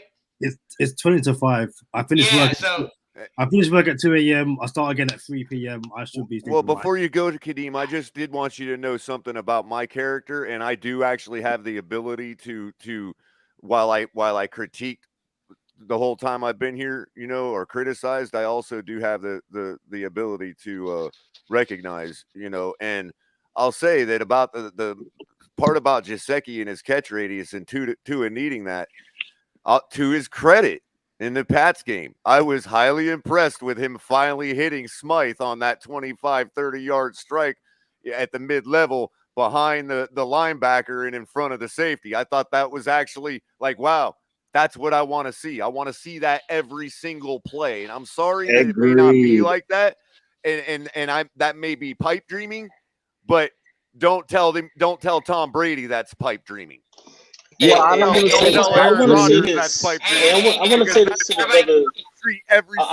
to say this to the brother Kadeem, man. You said that you were a Dolphins fan for the past 7 years, man. And I just want to say, man, I appreciate you, bro, because these past 7 years have been very, very rough.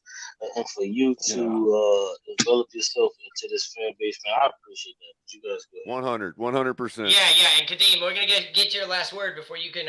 If you gotta go, I think you need to get that beauty sleep on, Bubba. No, it's Hey, that beauty sleep ain't working, my dude. No, I'm just no, I just think doing better than me, man. No sleep till Brooklyn. I think I don't know if you can see, but on my wall I've got a picture of Tua. It's the touchdown pass to Mike Gesicki in the Chiefs game, and that touchdown has got a lot of criticism over the past 48 hours. And I think one of my favorite things about Miami fans at the moment is, and I think kind of raised it as well, is that we're now in a situation where I personally believe no matter what Tua does, is ever going to be good enough for Miami fans. So Tua throws a touchdown to Mike Gesicki, which some people will say excellent ball placement.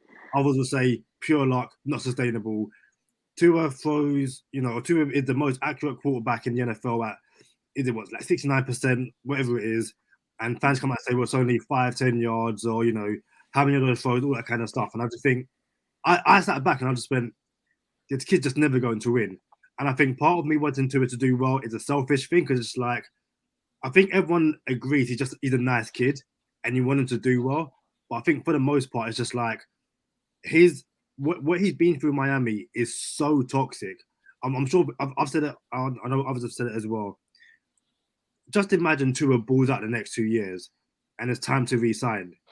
He's putting the fingers up and going, guys, F you, I'm out of here because you made my life live in hell. Yeah. And I think personally, I want him to stay. I want him to succeed. But I just think it's best for everyone involved, including him. Just go, you know what? Go start afresh, because again, it's toxic. We've all said it. Yeah. Tua for the touchdown, it's like, but X, Y, and Z, it could have been picked up. It's like, dude, just accept the touchdown and just be happy for him. And we just can't be that, because everyone has, and again, it's fine. Everyone has their own opinion. Some people want Watson. People wanted Herbert. People wanted Burrow. It's like, at this point, it's just, we're never going to be happy with Tua, ever. Yeah, okay, and I want to piggyback off that. And if you're getting out of here, Dean, before you sign off, I just want to say bye, man. I appreciate you stopping in. I really do. But my thing with Tua right now is, I said this I think I may have said this to somebody while I was off air, is that I think he's mentally broken, and I think he's scared. And if you're mentally scared, that's a bigger problem. I think he's short arming his throws because he doesn't want to take the hit.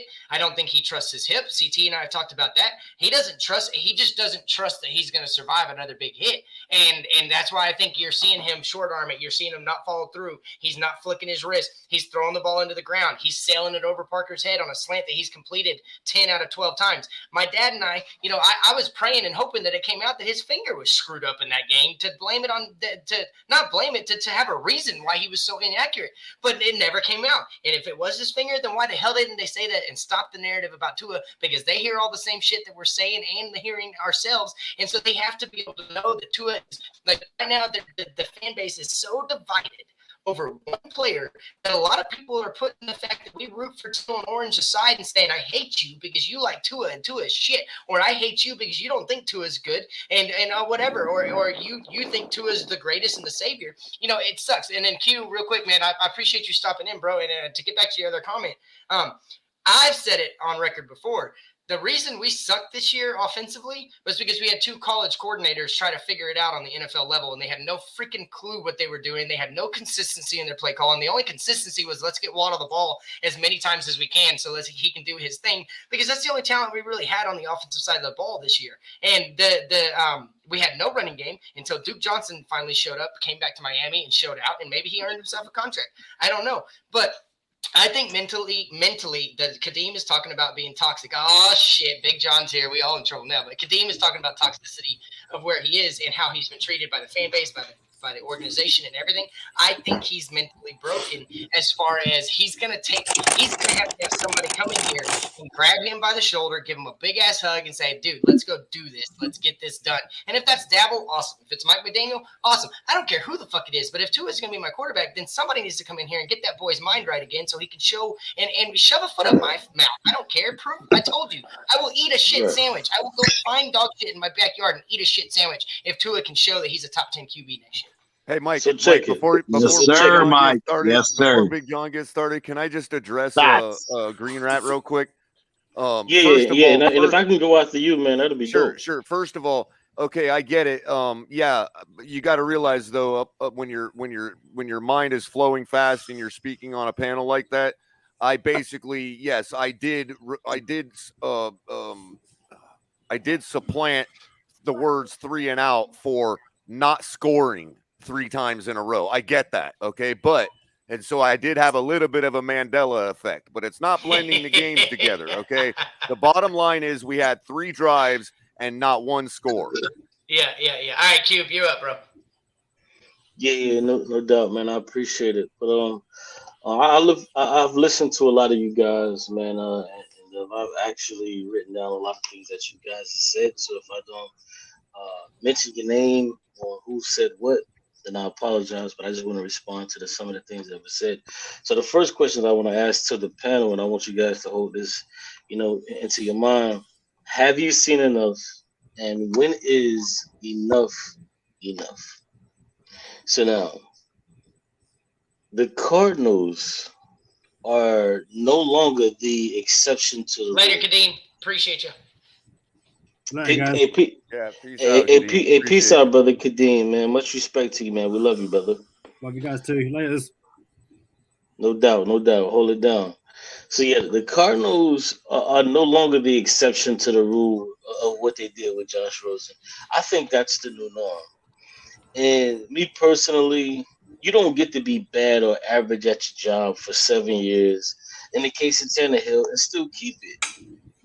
Without the team upgrading or trying to look for somebody else, they've set a precedent at that position. And for us to look at this as Dolphins fans, to look at this like, no, let's just keep giving them a chance. We're doing the same exact thing that we did with Tannehill. We're doing the same exact thing. Case in point, Josh Allen.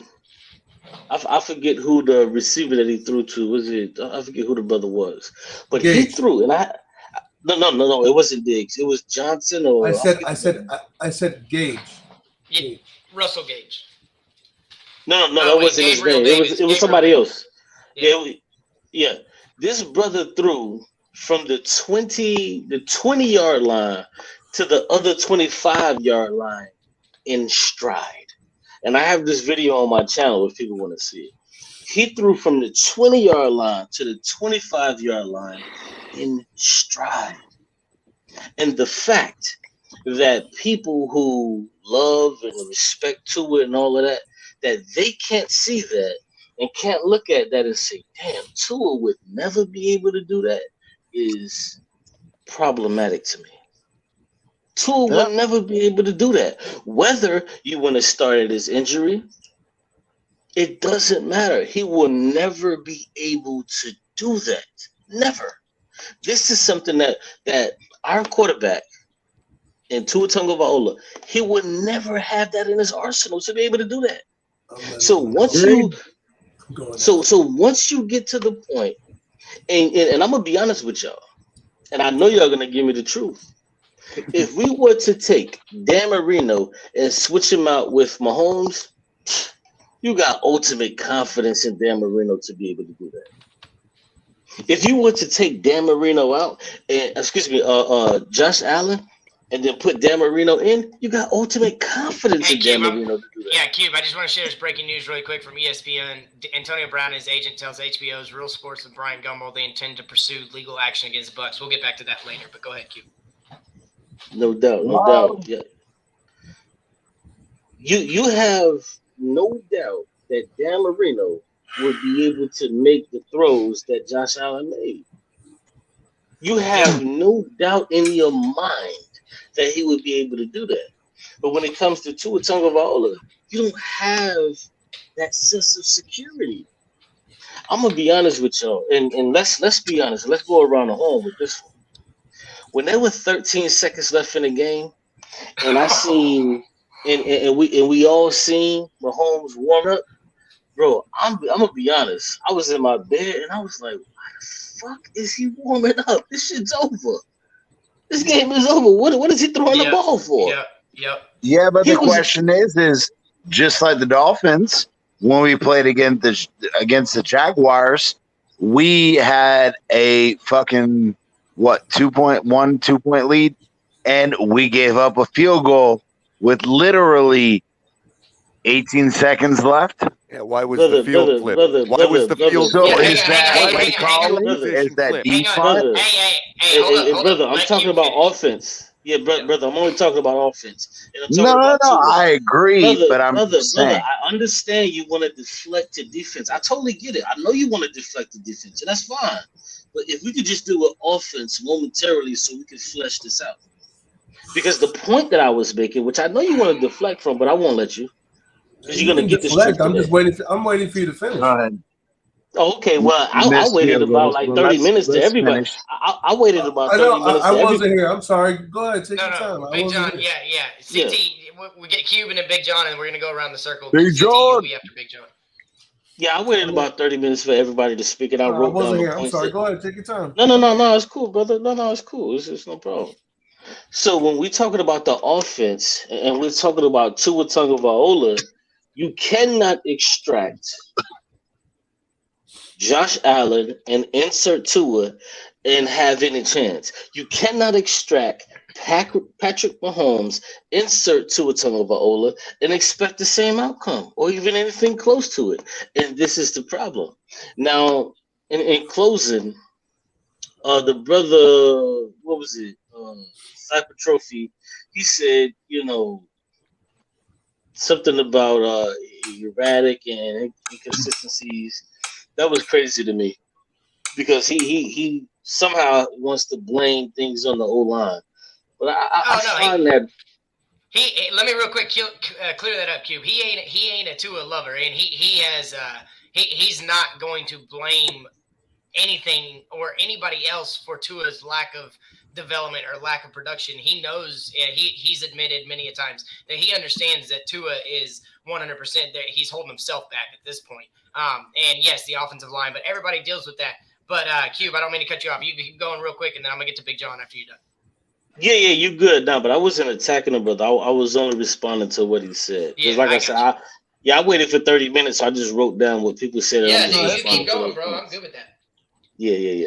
So yeah, he was just saying that he blames the O-line, and I disagree with that because you can't have a dude that was sacked 9 times, which was approximately half the times that Tua was actually sacked in the entire season, and throw for more yards than Tua has thrown for in his entire NFL career. Who was like that?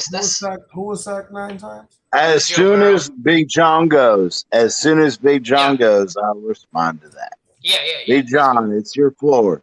It's your floor, Big John. Yeah. So the point that I was making is that the brother Joe Burrow was sacked 9 times in one game, and Tua was sacked 20 times. So he was sacked in one game half the times that Tua was sacked in the entire season, and he still threw for more yards than Tua has ever thrown in his entire career. And lastly, let me wrap it up with this. Mm-hmm. Waddle was limited by Tua. All right, Big John, get it, and then I'm gonna respond. Hey, brother, respectfully, I sat here. I didn't say it's not disrespect at all. Hey, CT, no, that's all. CT's got a tempo. CT, Cube's got a tempo. Just let him get his thought out real quick. Yeah, come on, I didn't disrespect you, bro. I let everybody talk, and I just wrote down what people said. I know you want to get away from it, and I didn't even disrespect you on what you said. I'm not disrespecting you at all. So why is it difficult to be quiet when I'm speaking? When I was totally quiet when you were speaking. Hey, let's just put bygones be bygones, and let's just let Cube finish. Right, and that's we'll go around cool. the corner. Yeah. Right, yeah, I'm done with this. For quite a while, and all I was trying to do was give Big You know John. what? Go ahead and get it, bro, because I don't even want to ill on you. Go ahead and get it. All right. First of all, the last thing you said was Water was limited by Tua.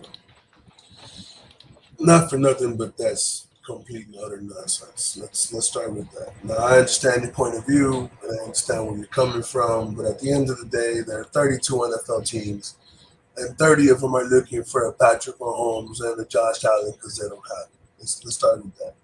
Now, 1, Patrick Mahomes won that game because Buffalo let him win that game. Why did Buffalo let him win that game? Because if Buffalo kicks the ball and squibs it, and they get the ball, they waste about 6 seconds trying to get the ball back to the 30-yard line.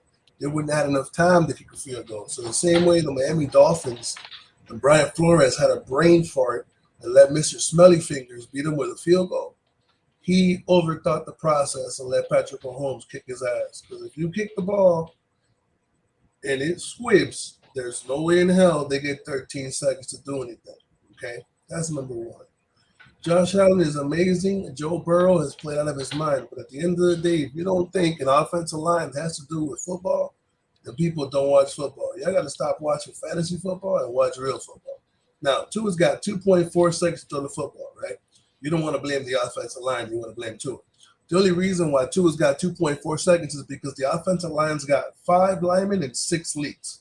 Because none of them motherfuckers can block. There's not one running back in that entire running back room except for Philip Lindsay that can throw a block.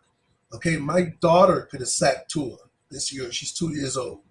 Jesse Davis had arthritis and couldn't get out of his stance. That's why Tua broke his ribs. It wasn't because Tua did not call out the blitz. It wasn't because they blitzed him and he didn't see it. It was organic pressure, 4-person blitz.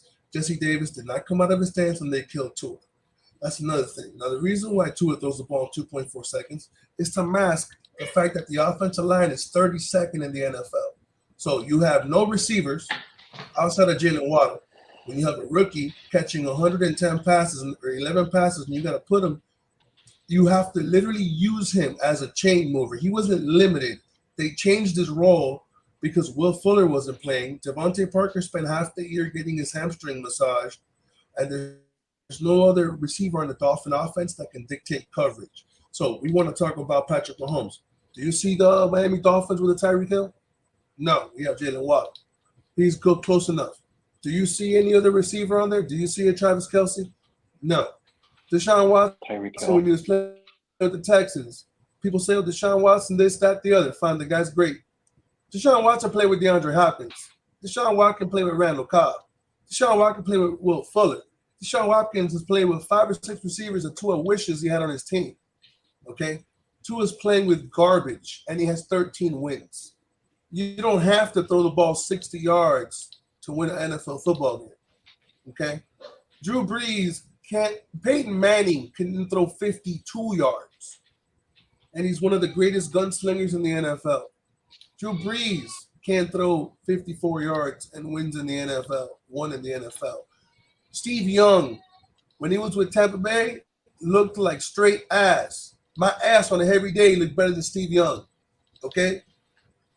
And when he went to the 49ers, when you had coaching and an offensive line, the guy won Super Bowls. I'm not saying Tua is Steve Young. I'm not saying Tua is Drew Brees. I'm not saying Tua is anybody. All I'm saying is you have a guy who was the greatest college quarterback in the history of football who's been relegated to throwing the ball to shit. So I'm going to make this comparison for you. When Tua Tagovailoa played at Alabama, he had all the weapons, right? When Joe Burrow played when he played with the LSU Tigers, Joe Burrow probably had the second greatest receiving corps in the history of football, and nobody knew it because he had Jefferson on one side and he had Jamar Chase on the other. So the man wasn't throwing to no scrubs. Okay? Now, when Justin Herbert played at Oregon, he had nothing but bullshit on his team. He had no receivers. Nobody knew could throw the football. Cristobal had that man running an option play, basically. All of a sudden, Tua's with San Diego Herbert's with San Diego has all the weapons. Tua has none. Herbert looks amazing, and Tua looks like shit. When the roles reversed, Tua is the greatest quarterback in college football history, and Herbert looked like shit. So at the end of the day, I think you guys are overanalyzing what Tua Tagovailoa is doing because even playing with shit at every position, and he's playing 9 on 12, 10 on 12, he's playing on every play, right? 10 on 12. Why is he playing 10 on 12? Because every time Mike Gesicki is on the field, you know it's a pass play. Everybody in the stadium knows they're going to throw the football. Okay, he still won 13 games. Now, cosmetically, it may not be aesthetically pleasing to watch the way Tua plays the game right now, but it was aesthetically pleasing in college when he had receivers. So before you jump off the bandwagon and throw the man under a bus after playing 20 games, you may want to give the guy some weapons first. I mean, at the end of the day, what's the worst that can happen? Tua fails? Okay, Tua fails. So I'm not. I don't like arguing with you, Big John, because I usually get my shit stomped on. But my problem with the thing is you want to compare Tua at Alabama, bro. They play 4 or 5 tough defenses a year. Time out. I'm not comparing Tua at Alabama. I'm saying Tua with weapons as opposed to Tua with nobody to throw to is a big difference. I get you on that Right too. now, And Justin I'm Herbert, not disagreeing. Justin Herbert looked good, but Justin Herbert was not Justin Herbert at Oregon. He may have looked good running the football. He may have thrown 4 or 5 passes, but if he would have looked great, Justin Herbert wouldn't have been as high as 18. No, Justin Herbert would have been the #1 overall pick after his junior year if he didn't decide to go back to Oregon because he wanted to try and win a ship. He would have been the #1 pick. I know, but he would have been. Yeah, but Mike, the same argument comes in that if Tua hadn't have been injured, Tua would have absolutely been the #1 overall pick. Yep, and he wouldn't have gone to Miami. So, like I said, let's just. I agree. I'm just saying. Like I said, let's just bring in Gabe Davis, and Tua will overnight have 200 extra yards a game. But like I said, just let's bring in Gabe Davis. If Tua has no weapons, then let's get him the guy that catches 200 yards a game. Let me ask you a question, Color. I love you to death. Are you going to tell me? But there's also. Hold on. Hey, big Color, you going to tell me, big dog, Tua had weapons? Tua's played more games in his career. No, I'm not saying that. I'm not saying that they're. Okay. I'm not saying that they're all superstars. I'm saying that they were left all over the field all season long, and any one of those wide receiver 2s could have had half the game that Gabe Davis had last night or Sunday night. Okay, and I agree, and we talked about this earlier. We agreed on that, but we cannot dispute the fact there's no way that we can compare Isaiah Ford, Mac Hollins to Gabriel Davis. I totally disagree with that. What evidence do you have to show that Gabe Davis is so much more a superstar than Mac Hollins or Isaiah Ford or even Devontae Parker? They don't have to be a superstar. So as Mike brought up earlier, again, there are situations where yes, he was according to the Bills, he was a up and coming wide receiver. There's no doubt about that. Our guys. I'm not going to argue we need that. Our quarterback to bring them up further. That's right. That's all we're saying. Can I finish? Go ahead. So I agree. I agree to an extent. I'm not discounting that. But we also have to take account for the fact there's no way that Devontae Parker, playing 9 games, Jalen Waddle. Yeah, come on, man. We're not going to compare the running back or wide receiver group to another team, bro. It's not even comparable. It's not.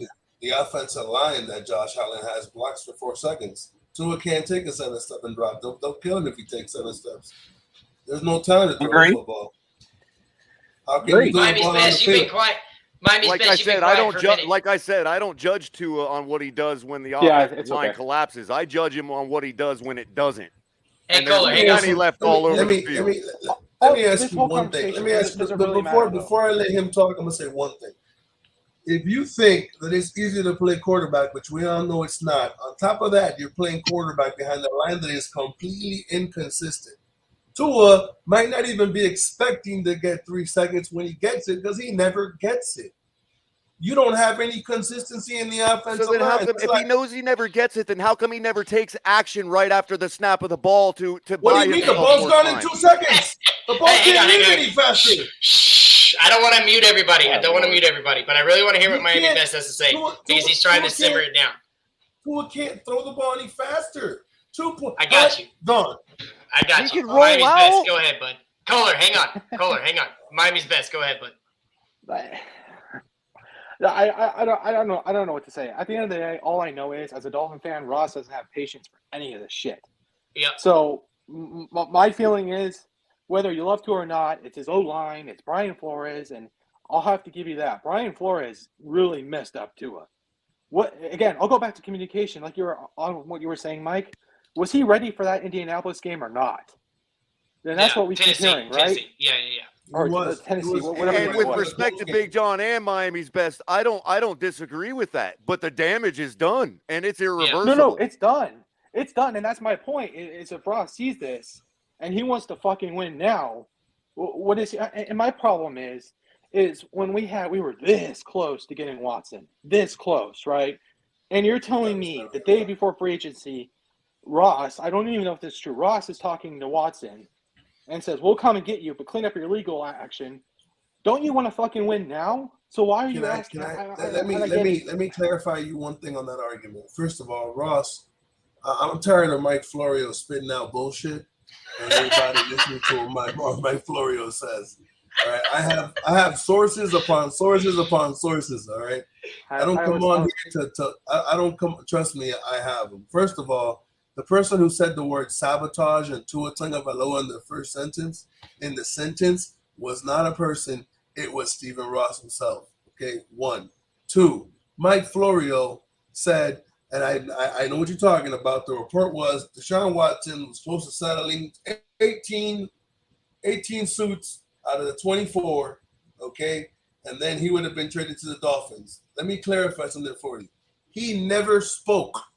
Ross never spoke to Deshaun Watson. Deshaun Watson rejected the phone call. Again, I don't know if it's true. I'm sorry. I don't know. I'm telling you that it wasn't true. I'm telling you that it wasn't true. Yeah. It's like that's I'm telling my problem. you. Communication. That's my problem. That's what They're the ones spitting out bullshit. Stephen Ross never spoke to Deshaun Watson. That conversation never happened. Deshaun Watson refused the phone call. Okay. And because he refused the phone call, because he said he had no intention of settling. Okay, that's why whatever was going to go down didn't go down. Now, as much as you like Deshaun Watson, as much as I like Deshaun Watson is not going to solve the issues on this team. The man already had broken ribs. He's already had a torn knee. Tua's compromised. He's compromised. Color talks about roll out Tua. They were so stupid that they didn't even roll out Tua. That's called offensive retardation. Okay, they didn't even roll out. You could have rolled out Tua and given them time. They didn't even do that. Now I am here. Real quick, just to quickly address that. When I and because Watson was brought up, when I watch Watson play, it's like he knows the Texans' O-line was trash. He knew it. He's rolling out on his own right at the snap of the football and taking the ball 30 yards down the field. You know what I mean? To somebody wide open. Okay, I agree with you, but maybe the fact that they called a certain play, you can't roll out. You can't do an RPO and roll out at the same time. I don't disagree with you're that. You're right. Should have Tua maybe audible? That's what separates good from great. We can agree with that, right? That's what the type of thing that separates good from great is somebody that can just do it in their head, draw it in the dirt in their head. This is all opinions from everybody, and everybody. Sure. That's why I respect you 100%, Big John. At the end of the day, I'm excited. I'm adamant about my position, but it ain't. No, and I agree, and I like your position. It's very sexually appeasing. It's great. Now, my thing is very simple. It's a tailgate party, man. He just nails it every time, bro. He knows how to slide it right. Oh, real quick, dude? I haven't got. He definitely knows how to slide it right in. Real quick, Big John. I haven't got a chance to. My girl loves address it too. It's great. I haven't seen you personally in a while, but I want to just stand in awe over your ability, dude. Okay, when the other night when Mike brought up Aaron Rodgers and that whole deal, what was the first words out of your mouth? Like you were almost 100% sure about it. You're like, no, it was Denver, was it not? Oh yeah. Yeah. I mean, right.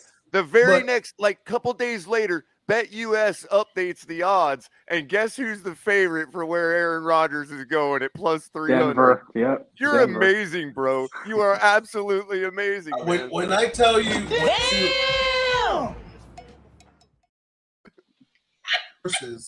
I have people that tell me shit. I don't just guess.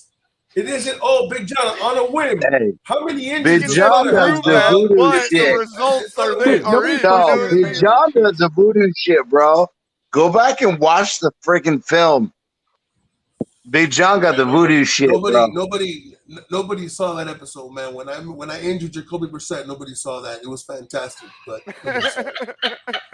all I know is Donald. Oh, that's No public shit. now? No cap, all I bro. know is Y'all laugh. all I No know is cap. Dono. Yeah, Cap was speechless for like 5 minutes. He couldn't. His draw hit the. I thought he Hey, froze. CT, I'm a South Florida boy. The second he told me that story, I believed it 100%, man. Hey, don't. Yeah, I'm the same way, bro. Hey, I know Big John. Big John, personally, him and I, we boys, bro. Hey, when he brings it, hey, that voodoo shit, I mean, don't you fuck gotta with have that on bro. your resume to get a job in South He Florida, does man. what he does, and that's my boy. I ain't gonna say nothing negative about him, bro. I know, bro. We talk off y'all. the panel all the time. Hey, real quick. So curious, Big John. Yeah. Please tell me that my volcano is not completely gonna erupt. Are we going after Vince Joseph? Don't ask him that. Are we going after Vince You don't want to know, Big Mike. You don't want to know. I do want to know. Listen, don't answer that. Don't answer First of all, it doesn't work like that. It's not like I'm a medium and I'm like Whoopi Goldberg and Ghost and shit just pops out of my head. Have you heard it? No, I didn't even know about that. You know what I'm saying? But what I can tell you is I've been telling people from the beginning that shit was going to go down. Everybody's talking about Watson to Miami. Watson's not coming here. He wasn't coming here to begin with. He's not going to definitely come in here now. I do understand what EM is saying. The fact that they were trying to talk to him speaks volumes. I understand that, and I totally agree. And I've been one to say, as much as I love Tua, if you want to win and you don't want to stay with Tua, I don't have an issue with that. What am I going to do? Burn down my house? I'm not going to do that. You know, it is what it is. Now, I am going to tell you one thing. I'm positive that this nigga said I'm Pedro Serrano. What an idiot. Now, at the end of the day, I love Cap. I know you've seen it. You've been at my house. You know what I'm saying? So all I can tell you is people are jumping off of Tua too quickly, in my opinion, as someone who knows what it's like to rehab an injury like what he had. Now, okay, but people can do whatever they want. What about the people that were never on with Tua? That's fine. There are women who don't like me. Doesn't mean my girl don't bolt my ass. I don't care. Hey, I got an annoying voice to some. For the people that don't like me, too bad. Shit, it is what it is. And if you like me, fantastic. It's not gonna affect. I'm not gonna lose sleep over it. I'm like Color. You don't like me? Tough shit. Yeah, I mean, if we're 12 and 0, like Tua? Tough shit. Right. And if we're 12 and 0 next year, it looks bad. Wait. At the end of the day. Go ahead. Go ahead, bro. Let me ask you a question. At the end of the day, real quick, at the end of the day, everybody wants to blame Tua, right? Here's one thing Tua is not guilty of. Nobody told the Dolphins to draft Tua 5th overall. Nobody told the Dolphins to draft him 5th overall. Man, that's exactly what I started this whole show on, Big John. That. I mean, that's what I started this whole show on. Hang on, caller. Big John, I started this whole show with the fact that right now I haven't seen, and I'm mad at Stephen Ross. I'm not mad at Tua. I'm mad at Stephen Ross because Tua has not shown anything that he was worth a number 5 overall pick, except his elite footwork in the pocket. I give him that. His anticipation is phenomenal, but not what a number 5 overall pick should have been. So this all goes back to Stephen Ross, and this was my whole beginning of this whole night was the fact that I am now so fed up with Stephen Ross. It's not even funny. Yeah. But hold on. You're going at it from a different perspective here. It's not Tua's fault he got drafted by the Dolphins. Wait. But we can be pissed off. We can be. The only reason why we're pissed off, okay, is because they brought in Tua when Tua wasn't ready, physically ready. At least me, I don't think he was physically ready. Now, if you think that he is injured, if you know he's injured, and you know he has to rehab, which is what he did all offseason, and he doesn't play the way you expected, that's on you. You already knew he was injured before you drafted him. So why everybody's hating on Tua when you should be hating on Ross? Don't be hating on Tua. That's exactly what I started this. That's where my perspective has gone. At the end of the day, we're hoping.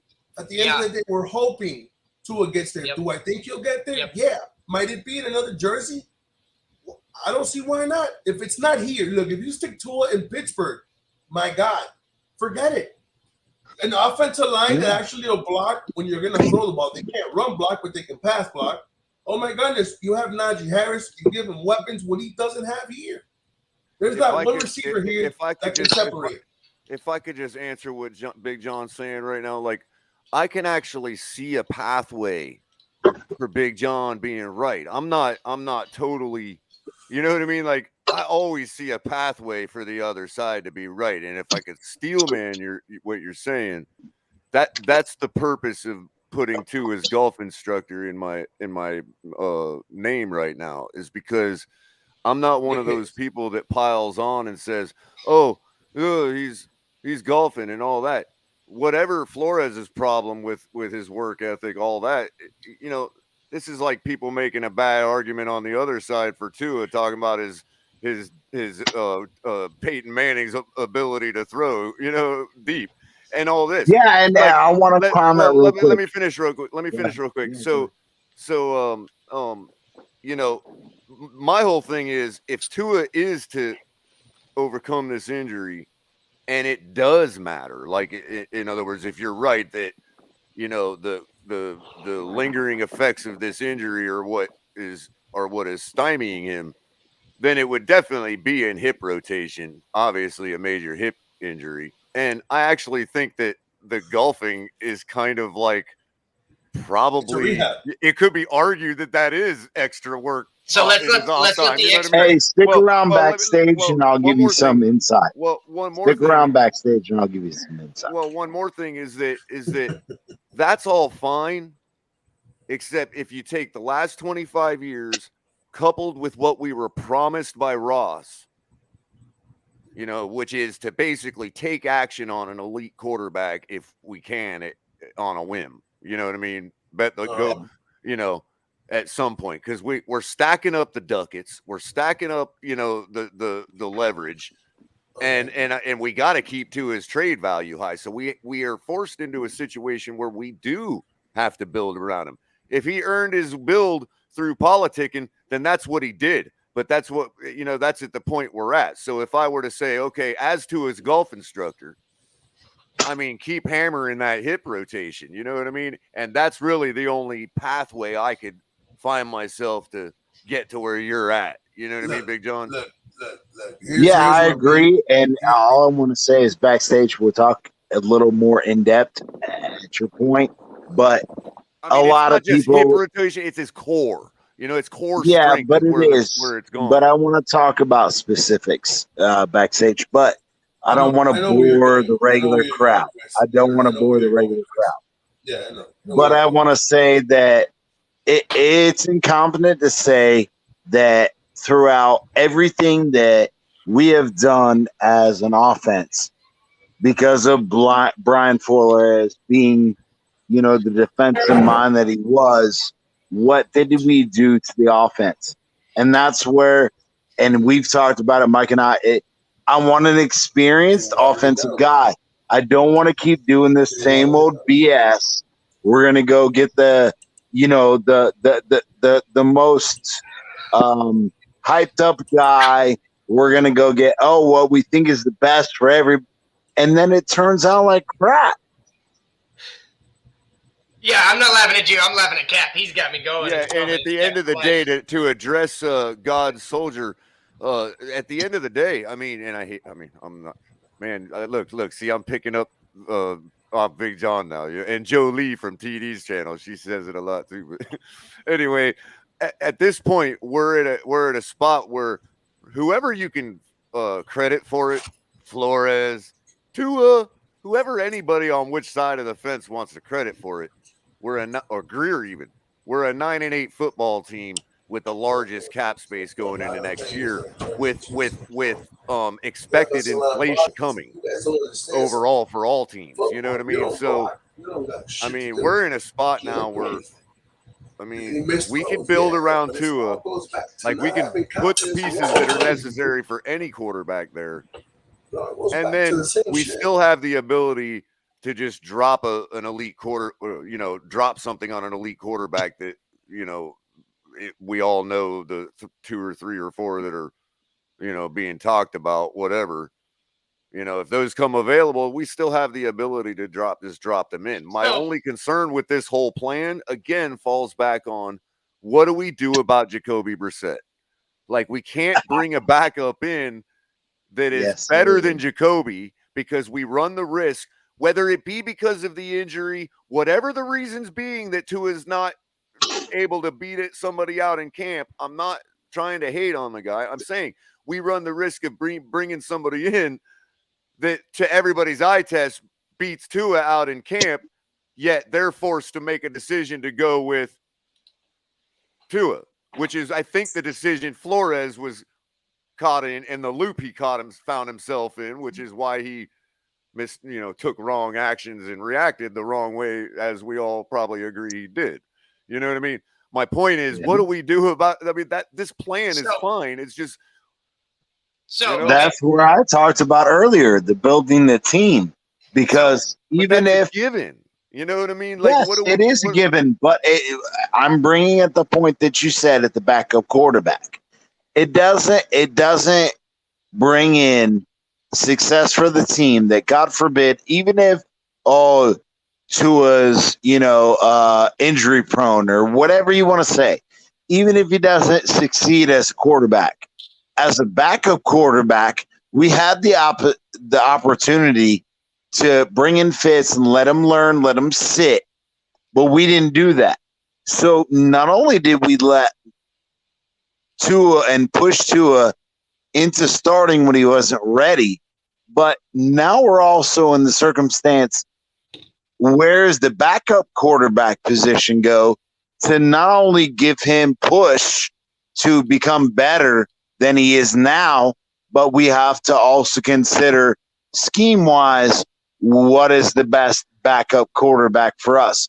And it brings back the point around where I brought up, I don't believe in Chris Greer as, the general manager. It's well, then in that case, we would almost have to do that, what you're saying, just in a reverse, like a reciprocated way. Like, you would bring in somebody, you go hard after a guy like Russell Wilson, that is the type of guy who, being that his physique is very similar to Tua's and his trajectory, was seen to be this similar, is what Tua's trajectory was.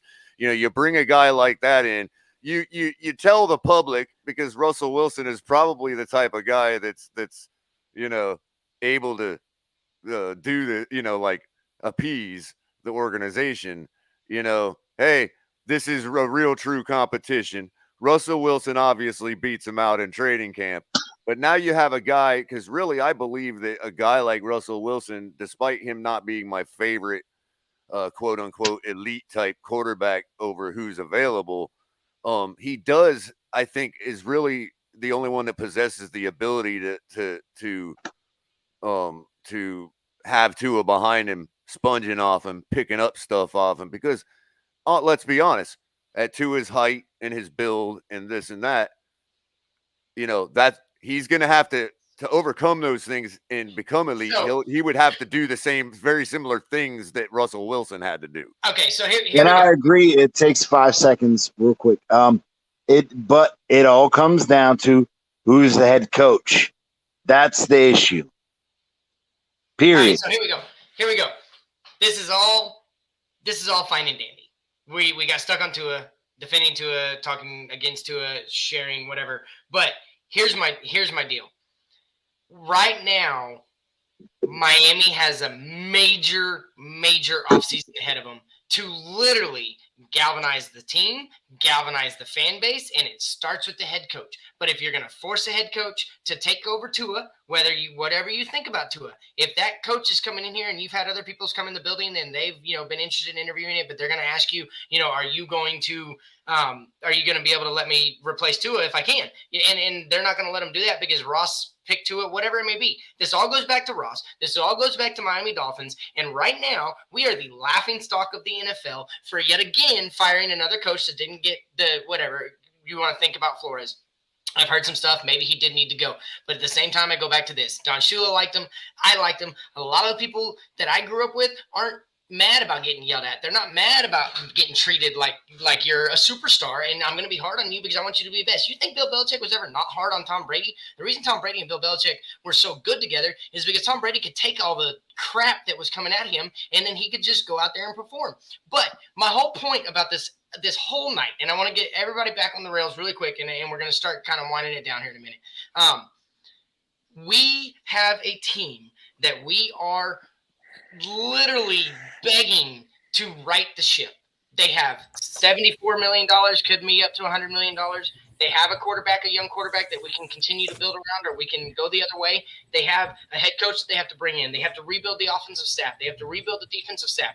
They have to do all of this. Being said, after just firing the first coach that went back to playing records, and Big John, like I said, I hope you see this or hear this, but if he did what he did, then yes, he should have been gone. I get that. But at the same time, right now we are back at square one where we have been since Marino retired and since Jimmy Johnson left.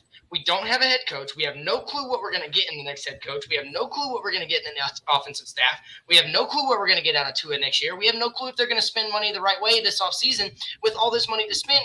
And then you have to get the offensive line fixed. You need to bring in more weapons. I've heard it all. You need to sign Ogba. You need to, figure out what you're going to do with Gesicki. All this stuff. Right now, the Miami Dolphins have given me no faith that they're going to get this right. If they go with Tua, he's my QB. Mad support from me. I'm gonna be factual about what I think about, if he gets better, I'll be honest with you. And like I said, I'll talk about it. If he's getting better, he shows improvement, shows more consistency, all that kind of stuff, intermediate routes. Let me all of this. 1 second, Big John. If he does all of this and he proves everybody wrong that hates him or the naysayers, cool. But here's my biggest problem right now is I do not have faith from Ross down that we're gonna get this right. Because we haven't gotten it right, and it sounds like we're going to do the same damn thing again that we've been trying for the last 20 years. So, Big John, I want to get your thoughts on this. First of all, I didn't hear your entire spiel because I wasn't here. Second of all, so what you're telling me is right now, I'm going to ask you a question. Yeah. If you had to say, who do you have more trust in, Stephen Ross or Tua Tagovailoa? Right Tua. now. Okay. Stop. Wait. That's a clever question. No, it isn't a clever question. There's a reason why I'm saying that's a neat question. Here's the reason why people don't understand where I come from with Tua. I'm going to get real with everybody on the panel for a second. So, Chris, I know you know half the shit, but hey, let me explain something. Right now, this very second, you see me up here and I'm talking to you guys, right? I'm going through probably the toughest situation a human being could ever go through in anybody's existence this very second. I got overdosed, left in a coma because of a medication that nobody uses but me in the entire world. Now, people have told me not to continue to fight or to continue to get better, to try to get better, because they think it's impossible. Similar to what Color says about Tua and his arm and is it this, is it that, right? Not putting you out there, Color, just using your comments or other people. The reason why I believe in Tua is because the same reason why people didn't believe in me. At the end of the fucking day, I recovered twice from the same thing they told me I wouldn't recover at all. So right now I'm going through it again, but I already did it. I have a funny feeling that Tua's your doubt is not stronger than Tua's will.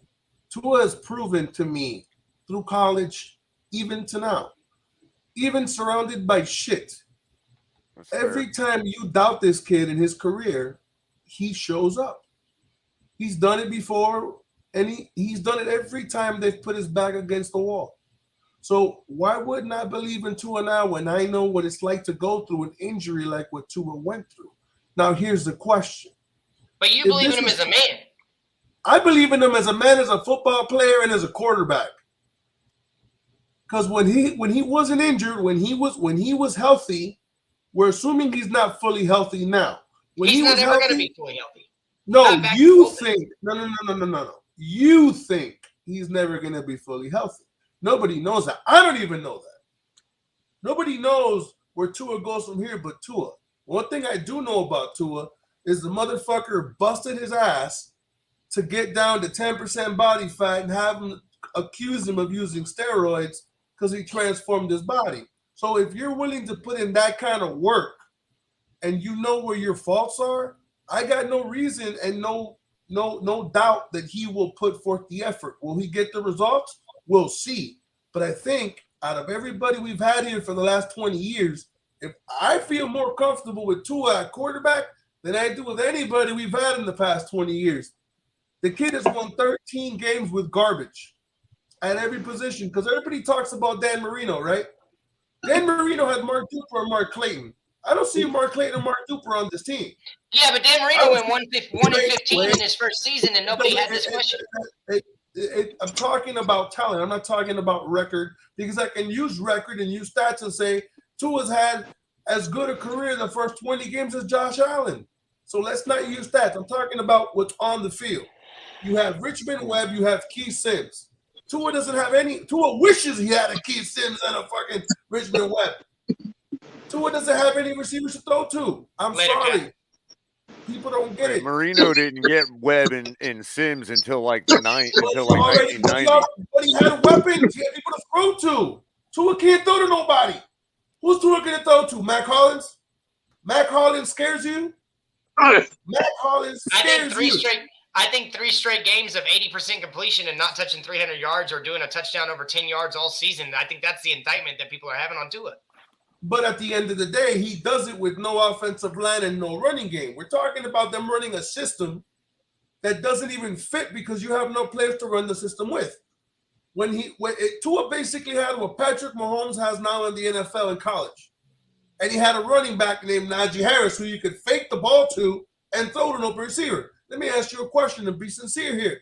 Does anybody fucking fear Gaskins? Does anybody fear Gaskins? No. When they go to hand Gaskin the ball, do you tremble in your boots? Because I literally piss myself when they give him the football. Our opponents have a field day when he gets the ball. They know. Yeah, but our problem is I agree with Big John. I think that a lot of this issue, not only, and Mike and I, we gone round and round about this privately. I think that part of that problem is everybody wants to say, oh, what Tua had in Alabama. He had a strong running game. He had a strong offensive line. He had a good wide receiving core. And I agree. We can't sit here and say that Tua has to have an elite or all-star contingency behind him. But we also have to admit that what he has been dealing with is garbage. So, yes, but I also want to say this to Big John.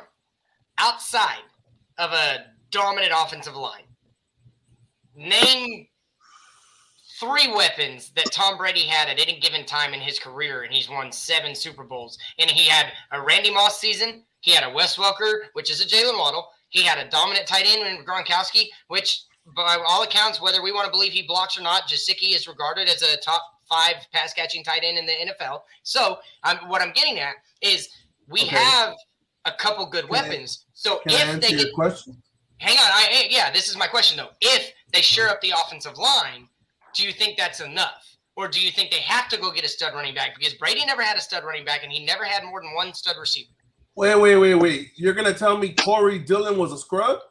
Hey, dude, he was way past his prime when he got to New England. Don't even start that. Cincinnati, he was a stud. When he got to New England, he was a shell of himself. But he's still. Well, I agree with that. Here's my thing. I agree with that.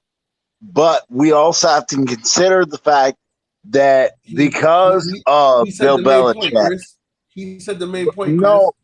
He had a dominant offensive line and a dominant defense. That's what I'm asking. So what my question, Big John, is if we shore up the offensive line, is this team not talented enough to win with Tua? I think with the dominant offensive line, things would change. I just don't know how much it would change when you got no receivers to throw to. They don't get any separation. Well, like I it's said, not about. Like I told you a couple of weeks ago, Big John, as far as keep rolling with Tua, I 100% agree. I told you what I would do with our offensive secondary. I would, as far as, utilizing Mac Hollins a certain way, and sending Gesicki down the door with it, with rolling with Smythe and Shaheen. Yeah, I because think that allows us to pepper in another star wide receiver like Calvin Ridley or whatever. And then you got Waddle and Ridley to take the top of the defense. First of all, let me say one thing. And I agree, but can I put this real quick? Go ahead, Chris. So my thing is I've talked about it so many times. we got this whole Devontae Parker, number one wide receiver, conundrum. And That's a joke. it ends up in a circular situation where there was Preston Williams as his backup, whatever. We had so many options, but yet we had the Albert Wilson. We had, especially now with Jalen Waddle. Where do we fill out wide receiver group? Because no one can deny the chemistry and the playmaking ability between Devontae Parker and Tua Tagovailoa. There's no fucking doubt about that. But the problem is can we get it consistently? And all of our wide receiver groups, whether it was Parker, Williams, Albert Wilson, all these guys that were out. But now all of a sudden, Tua's got to throw to Isaiah Ford, who's bounced around on practice squad after practice squad after practice squad. But now we're gonna do You forgot Jakeem Mike Grant. Gesicki. Don't forget Jakeem Grant. Well, Jakeem Grant can go screw himself because other than punt returns, he was a waste of a roster space. Hey, so who's worse? Yeah, a Jakeem couple Grant? of those guys though are gay Hey, who was leftovers. worse? Let's Jakeem be Grant or honest. Ted Ginn? Who was worse? Jakeem Grant. Oh, no way. Oh, Bro, no he way, had man. so many passes. No, wait. That's a hard Jakeem question. Grant had passes had- thrown by Ted- Tua Ted- Tagovailoa wide open in the field, and dude dropped it. So let's not. No, stop that. Yeah, hang on, CT. Go ahead, Big John. Dude, listen. Ted Ginn had more total touchdowns in his career than Jakeem Grant will ever sniff. I saw him drop way too many passes, though, bro. We used to call him Ted. Well, yeah, exactly.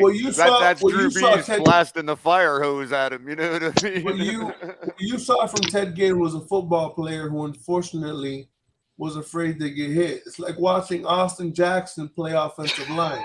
You're watching an athlete play football, not a football player who's an athlete. And that's the difference. Yep. That's why Xavier Howard has Yes, better sir. pass catching skills we say than, this- than Ted Ginn. We say this is a team sport. Last year against Buffalo, and this year against Tennessee, the game was almost identical, in my opinion, with just the defense playing like crap, drop balls all over the place. The offense can never get going, and it's two separate football teams. The Titans. Well, let me answer your question. On top of that, Tua started. Yeah, I hear you. 7 of the 9 drives inside his own 10-yard line. I'm not saying. Crypto, welcome to the shit show, as bro. a team. Yeah, I I'm just know. saying as a team, it's just concerning. In big games, we can't seem to get anything going. Hey, let's give Crypto the floor real quick. Can you bring a big old, just a big old vial of truth serum to this whole panel, please? Come on, Crypto. No, I'm gonna always start my takes not with the quarterbacks that you guys are always be fawning over with Watson and Tua. My take is gonna always begin with trashing and getting rid of DDP, that bum. Because if this team doesn't DDP, it is over. You're not serious about the firepower and the weaponry that any quarterback need in this league to compete at a high level. That boy Brown or Davis or whatever the hell that guy is in Buffalo gets 200 yards receiving on his first playoff game and 4 touchdowns. And I don't think Devontae Parker caught a combined 4 touchdowns in 2 seasons. That's also, let me say this real quick. This is so everyone, we need to get rid of that and bomb I if we agree. want to be serious. And I agree, Crypto. I just want to say real quick that that's also part of coaching. So it's the knowing the guys that are going to be covered in a playoff scenario. Hey, they're going to try to take away this guy. They're going to try to take away this guy. Where can we find the mismatch? And that's where the issue lies. Miami and the naive young coaching staff failed. And that's all there is to it. Let me ask you a question, Chris. At the end of the day, they failed because if you really want to be sincere, outside of Jalen Waddle, there is no mismatch. I agree. That's what I'm saying. And that's why I said these 7-11 receivers, bro. We got Isaiah Ford, Matt Collins and all the shit. Man, at what point do we say, hey, we're going to give our quarterback, well, there's Justin Herbert, all these guys. Where are you going to give the quarterback a solid wide receiving core that's going to help him? And that's the issue. That's all we asking for. To be competitive. Yeah, to be competitive. I want consistency. I want consistency at offensive line and consistency at receiver, bro. We don't have you need what they call a big three at the court. Whether or not it's going to be the quarterback position, running back, or wide receiver at all levels of the offense. That's what they call the big three. We don't have a big three. We have like a 1.5 or a half. I don't know what the hell. Waddle, yeah, he's going to be an integral part of that big three that we need to form to make defensive coordinators put the fear of God in them. We don't put the fear of God in no defensive coordinators. That's the problem, So we need to start putting the fear of God in these opposing defensive coordinators and give them hell and terrorize them with our offensive game plan and schemes. But as long as you got Devontae Parker on this roster and all them other bum receivers outside of Waddle and Hollins that's not healthy and that's on the field, then you're not serious about competing in the AFC going forward. Let me ask you a question real quick before. Wait, Mike. Hold on. I have a question for the panel.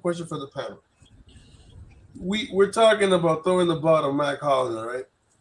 Here's my question. Look at all the receiving cores that we're just playing right now, right? Buffalo, KC, Green Bay. Mac Hollins would not be the fourth receiver on any one of those receiving cores. Exactly. And that's my point. Exactly. I know, but I'm trying to get it across to everybody, and they keep giving me Tua.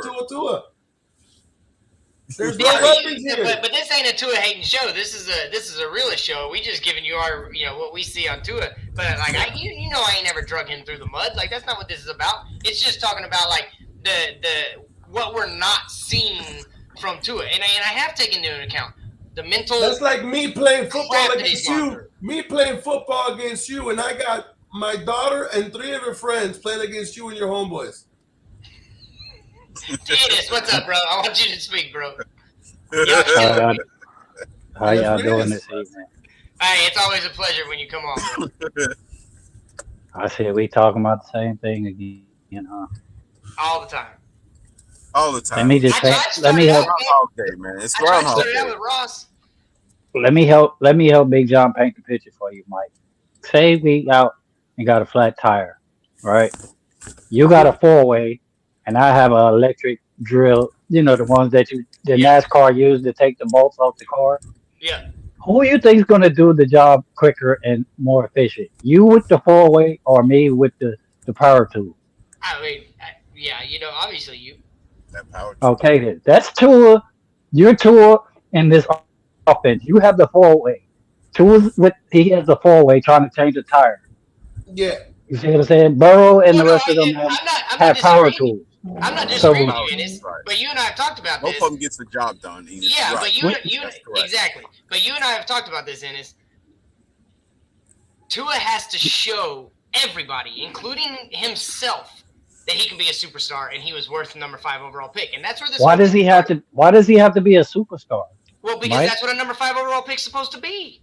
But you can't be a superstar throwing the shit. If you take away Joe Burrow's offense, take away Joe Burrow's receivers, and give him tools. I still see more in everybody else keep naming. I'm not trying to. Hold on, Mike. Big John, hold on. Mike, have you seen that from Zach Wilson or Trevor Lawrence? Trevor Lawrence, I've seen enough big time throws. The last touchdown he scored of this season, where he was rolling out to the right and he fit the ball through a hole this big through the defense for a touchdown. I never saw anything like from Tua. On Zach Wilson, I saw an ability to stretch the field way more consistently. Not that he's a better quarterback. But listen, let me tell you something. That's it to Waddle between 2 defenders at the goal line. That wasn't the same thing. No, that's a great throw. That was a 7-yard throw. I'm talking about a 15, 20-yard throw. What I'm getting at is this.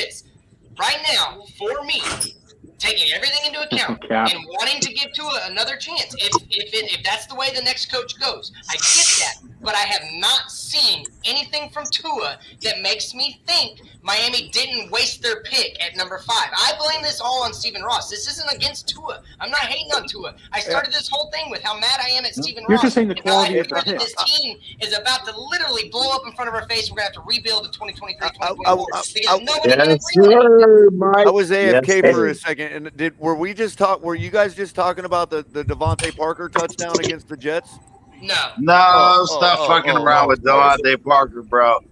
Devontae Parker is a friggin' joke, bro. It's only I heard Stop. 7-yard touchdown. I thought that's the one we were talking about. it's only weak ass analogies for people with small brains. So that's all I'm gonna say with that. Agreed, man. Hey, there are a lot of guys who want to bring in Devontae Parker, and God knows we got so many free agency, cap situation, but goddamn, draft or whatever. I'm sorry, but if we can't bring in a guy who displaces Parker, the quote unquote / Preston Williams, dude, come on. This is just garbage, bro. It's garbage. Hear me out. We're actually in a decent situation with Tua because, again, it's a given that we have to build our team. It wouldn't matter who the quarterback is. It's just a matter of how long is it going to take Ross and or Greer to say, oh, wait a minute, well, we can only build so much, That's And the for point. me personally, I still have the bet that happens before game 1 of next season. And that's where I try to say real quick. That's where I said when you get it around to the ownership issue, man, let's bring on the young guy who's not fucking desperate, and let's bring on Greer. He's a line sack crap, but he said we're going to build a sustained winner. Stop. It's just, again, I don't want to hear none of the bullshit over and over again. Oh, I'm going to blame the coach. Oh, I'm going to blame the quarterback. Oh, I'm going to blame this. No, the job is the front office is supposed to get all of it right. And it's just bullshit. It's bullshit. You can't blame the coach anymore. Yeah, Crypto, go ahead, and then I'm going to ask a question to the panel. No, I was just saying with CT, I was adding that he can't blame the coach now. The coach is gone. Exactly. You just told everybody you're going to upgrade the position. It has to be right. So I want to ask you this, and I don't know if Big John's gone. So Miami's best. Everybody, I want to start. Kohler, you're going to be the last to answer. We're going to go the other way. On a scale of 1 to 10, I'm glad you're hearing this. On a scale of 1 to 10, are the Dolphins going to get this right from the top down? What's your confidence level, Miami's best? You there? All right, Crypto, what's your confidence level? 10 be the most confidence, which way? 1 be the least. 1 being the least, 10 being the best. How confident are you that they're going to get this right? Sorry, the internet connection was choppy. Was that okay. I'm sorry. No, I'm saying the confidence level. Crypto. Yeah, can you hear me? I said I coined the phrase Dolphins Olympics every 4 years. So by that token and that definition, I'm looking at a 4 because the 4th year. We're going to be doing it 4 more years, so my confidence level is a 4. All right, Miami's best. I'll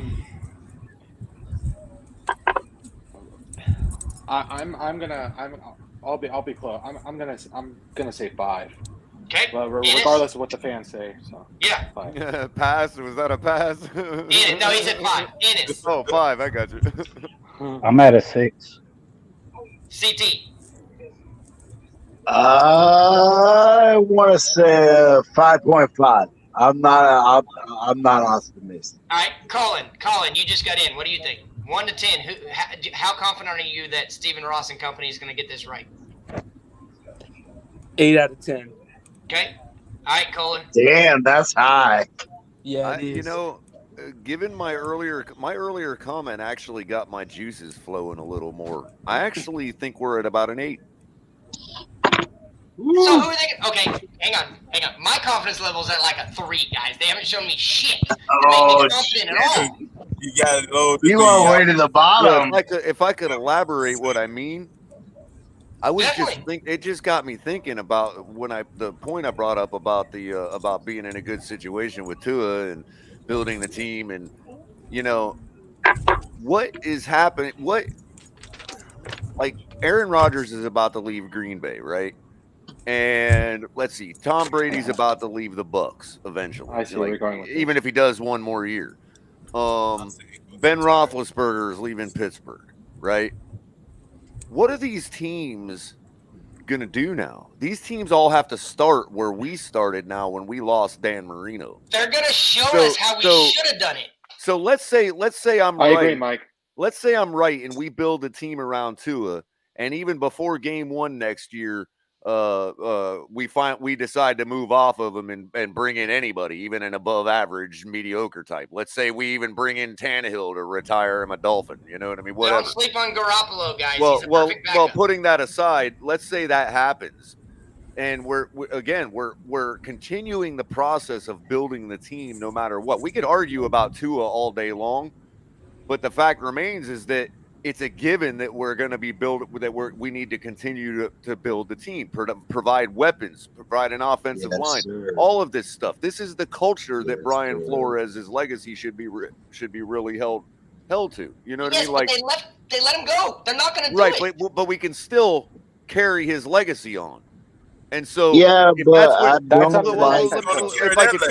I could finish, if Greer is kind of pulling this situation off where he's building the type of team that you could literally plug in the next great thing as it comes along, and the team is already ready made for anybody that's average to above average and even elite. You see what I'm saying? So if we're caught 2 years from now, because remember with what he's done, and again earlier about being a 9-8 team with the salary cap we have and all that, that's all kind of credited to Greer. So if we're in this situation where we can actually have an above average team overall, offense and defense, for like 10 years, then we always have the ability to go, oh, boom, let's pluck that guy because he's available, or let's draft that next elite Andrew Luck that comes along, or whatever. You see what I'm saying? So we're really building a team that is ready-made for anybody. So if Tua failing or not, we're on an 8. We're at an 8 in my mind, if that's really what's going on. Okay. I got a question for everyone. Can I have a couple of quick seconds? Yeah, CT, go ahead, bro, and then we'll get to crypto, and then we'll go to Colin. Yeah, so I want to say this. I agree. I understand what you're saying, but in the same regard, no matter whether it's Tua, another quarterback, the defensive coordinator, all the things that can change, I think that the biggest issue that I have is Ross and the organization as a whole, because there are so many things that Ross feels like he's gonna die. I wanna make a winner now. That's versus my Beal, which is Beal, who's his successor plan. He's in his mid-50s. This guy's in his mid-50s. To say that their views on the team or what can happen or what may happen in the future are different, bro.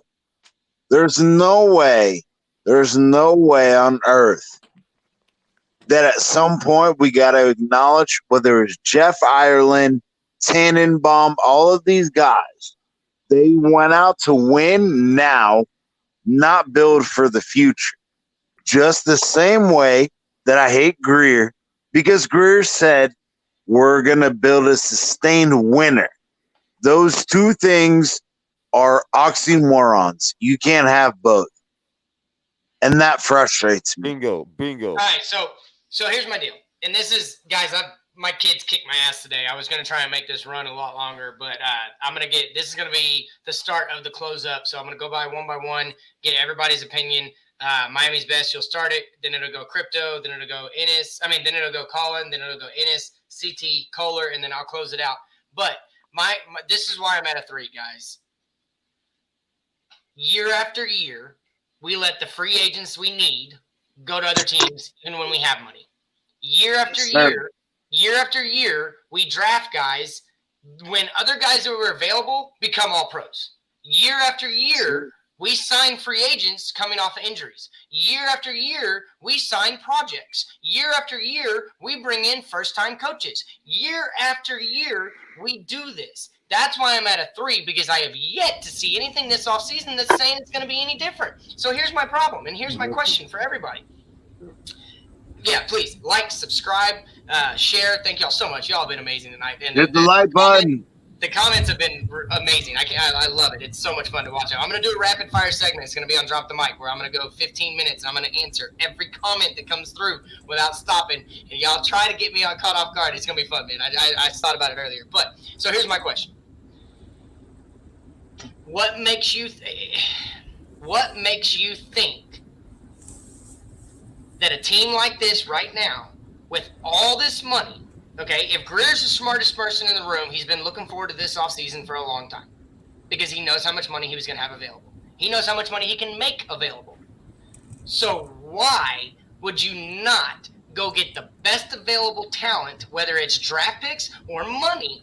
Why do you think Miami's going to all of a sudden change its direction and change its directive and change its history and go get the best of the best instead of signing these dollar store 7-Eleven Home Depot guys that we sign every year? Corey Lindsley is in the championship game, conference championship. He was a free agent that we could have had out of Green Bay, and we didn't get him. So Miami's best, and then we're going to go around the room. Miami's best. What makes you think that this offseason, you said you were at a 5. So why are you, how have they given you confidence enough to get to a 5?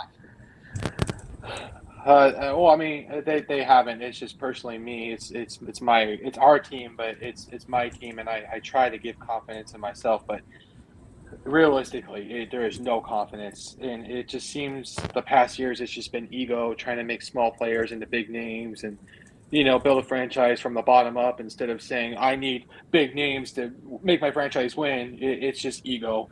And last thing I'm just going to say, overall, no matter to anybody we talk about, it's Ross. Ross is the problem. He wants to win now. He wants to win next year. It doesn't matter if Watson pops up and people are like, oh, whatever. It doesn't matter. Ross is desperate at this point, and he wants to raise that trophy before he dies. He already has a replacement. He should be working with him and getting him set up instead of worrying about winning. And I think that's our core problem. That's why I'm at a 0. Ross is impatient, and he's making stupid decisions, whether he is or not. He says he's not, but I think he's full of shit. He is, clearly. And it reflects on Greer. So. Yeah, so Miami's best. I appreciate you stopping in, man. We're going to let you go, and we'll get you back next time, man. You're welcome anytime. I loved your content. I loved your patience, man. I really appreciate it. Crypto, thank you, everybody. I appreciate it. Thank you so much.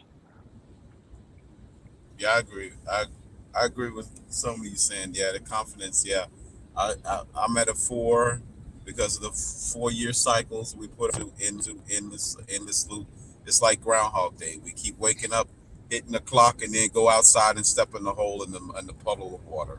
So it's the same thing, Yeah. But I say, I know we get all fired up on the quarterback issue because of neither quarterback. We have putrid second and third wide receiver options to throw to help stretch the defense. Then we'll be going in mud. We'll be treading in mud. So where I'm at with this whole thing, man, I get so disgruntled. Not just looking at Josh Mahomes and what's his name have shootouts. I'm just looking at the people that they throw into, and I'm focused on what we have as a collection of wide receivers and running back tandems. If their number 2 guy is better 10 times than their number 4 guy is better than our supposed to be number 1 guy that we had for 7 years on the roster, that some people in the fan base continues to coddle.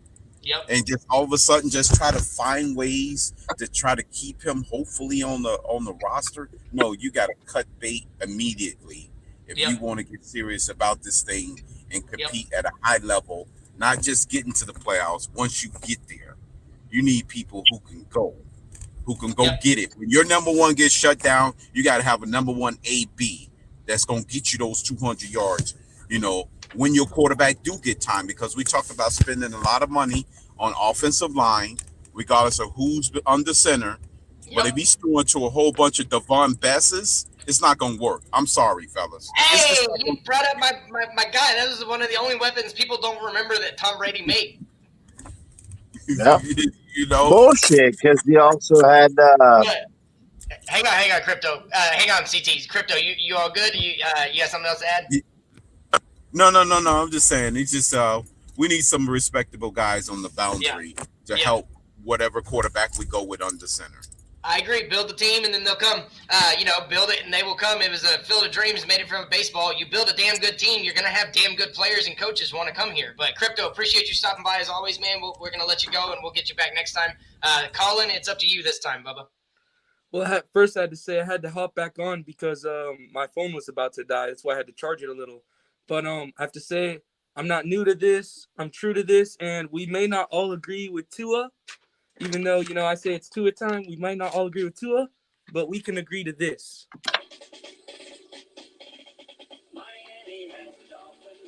Yeah, he's playing Miami Dolphins. I got it. Have a good night, boys. All right, bro. Appreciate you calling. All right, Ennis, you up, bud? You still there, Ennis? All right, cool. Go ahead. All I'm going to say is ask the genius in the comments what we should do, since they know all the answers. Total trash. So what do we do, geniuses in the comments? Since y'all got so much to say about the kid, y'all got every solution. No, y'all know all the problems, but don't have no solutions. So for you clown GMs in the comment, we want y'all to tell us, since y'all know everything. I'm out, Chris. Color, Crypto, CT, y'all be good. All right. Later, Thanks, Ennis, for stopping by, bro. All right. Oh, CT, you're up next, bro. Long story short, I want a head coach that's going to bring this forward, just like Chris Greer said. I want a sustained winner. I don't want every year in and year out, we're worrying about, are we going to be a competitive team? And I'm just tired of it. I want to see full team. Even if the quarterback doesn't work out, even though we have issues at inside linebacker on defense, I want somebody to come in and fix this team. Yep. That's all. Fins up. All right, CT, appreciate you, bro. All right, Kohler. Yeah, so I guess I'll reiterate kind of the point I was making about why I'm at sort of a number at an 8 is because regardless if Greer is faulty and he's convinced that Tua is the guy, then we're still building the team. You know what I mean? So that still remains ultimately. So But Kohler, I gotta ask you though on the building the team. When have they ever built a team worth of shit? Well, that's the thing. That's the thing. Thomas days. Yes, and I agree. At the same time, then that's why it's hard to, the juxtaposition that CT mentioned about Ross wanting to win now. That's why it's almost like there's people that almost like there's like back in the old days there was the king, but there was also the mayor of the palace, and the mayor of the palace is actually the one that had all the control. You know what I mean? Yeah. So it's almost like somebody is like feeding Ross a line of crap, like, yeah, we'll get it for you, buddy, before you die. Don't worry. When they're really just doing probably the right thing and building a long-term team, you know what I mean? And so it's getting us fans in this, just getting spun around because it's oxymoron after oxymoron after oxymoron. The one thing I can say is that so far, despite what it looks like on the surface, Ross has not gone against what his words, all the words that he said since the moment he defined insanity. He technically hasn't gone against any of those words because game 1 hasn't started next season. And that's why I really believe I'm in a good position with that bet that Tua is not going to be a game 1 starter next season. you know. But at the same time, if he is, he is. But that still forces, if Greer's trying to prove to everybody, then that still forces his hand to actually do what you don't think that, what you don't believe, you know, that will actually do, which is build the team. Maybe Ross knows this, you know what I mean? You know, who knows? But that all being said, I don't see how we can't, like, I just don't. If we continue to do what we're doing, then Ross is just an outright liar about what he wants. No, I think. Okay, yeah, 100%, Cole. I appreciate you. You want to jump backstage? Thanks for coming on again. Always, man. Appreciate you, guys. Tonight was amazing. Y'all first showed up for TMI. Got Tonk 7 some love with El Capitan. This is the Fins Tailgate. We are the tailgate party that never stops. Please help support the channel. Check out our Cash App and our Venmo in the bottom left right there. Don't forget TMI Tuesdays. Tuesdays at 9 p.m. We got Tonk 7 and whoever the co-host is going to be a game show. Phenomenal show is going to come up. Then we also got me, myself, and I, Mike on the mic with the open mic that's going on right now, and drop the mic on Saturdays. Kyle, appreciate you in the comments, bro. We also got cash and tickets with Brandon the Bookie, Big Kev, and Wizard of Oz. And that's, like I'll say it every time, most educational betting show you can ever find. They are going to teach you everything you need to know to be successful. And then appreciate you, Q. And as always, we've got the greatest show that the only reason anything is happening is because of the Fins Tailgate. Catch them on Sundays, catch them on Mondays, catch them on Wednesdays on Miami Sports Music Network podcast. Catch them on Fridays on Miami Sports Music Network podcast for covering the spread. Guys, this has been amazing. Q, all the people that showed up, Cube, I said outside the cube, I think you stopped in. I appreciate you, bro. I was trying to get you some more time to talk. If you ever do get to see this, just know I am apologizing. But guys, thank you so much. Like, subscribe, share, pass the word, come back. And when football season's over, this show gets bigger. Just remember that. And thanks again, guys. Peace out, y'all.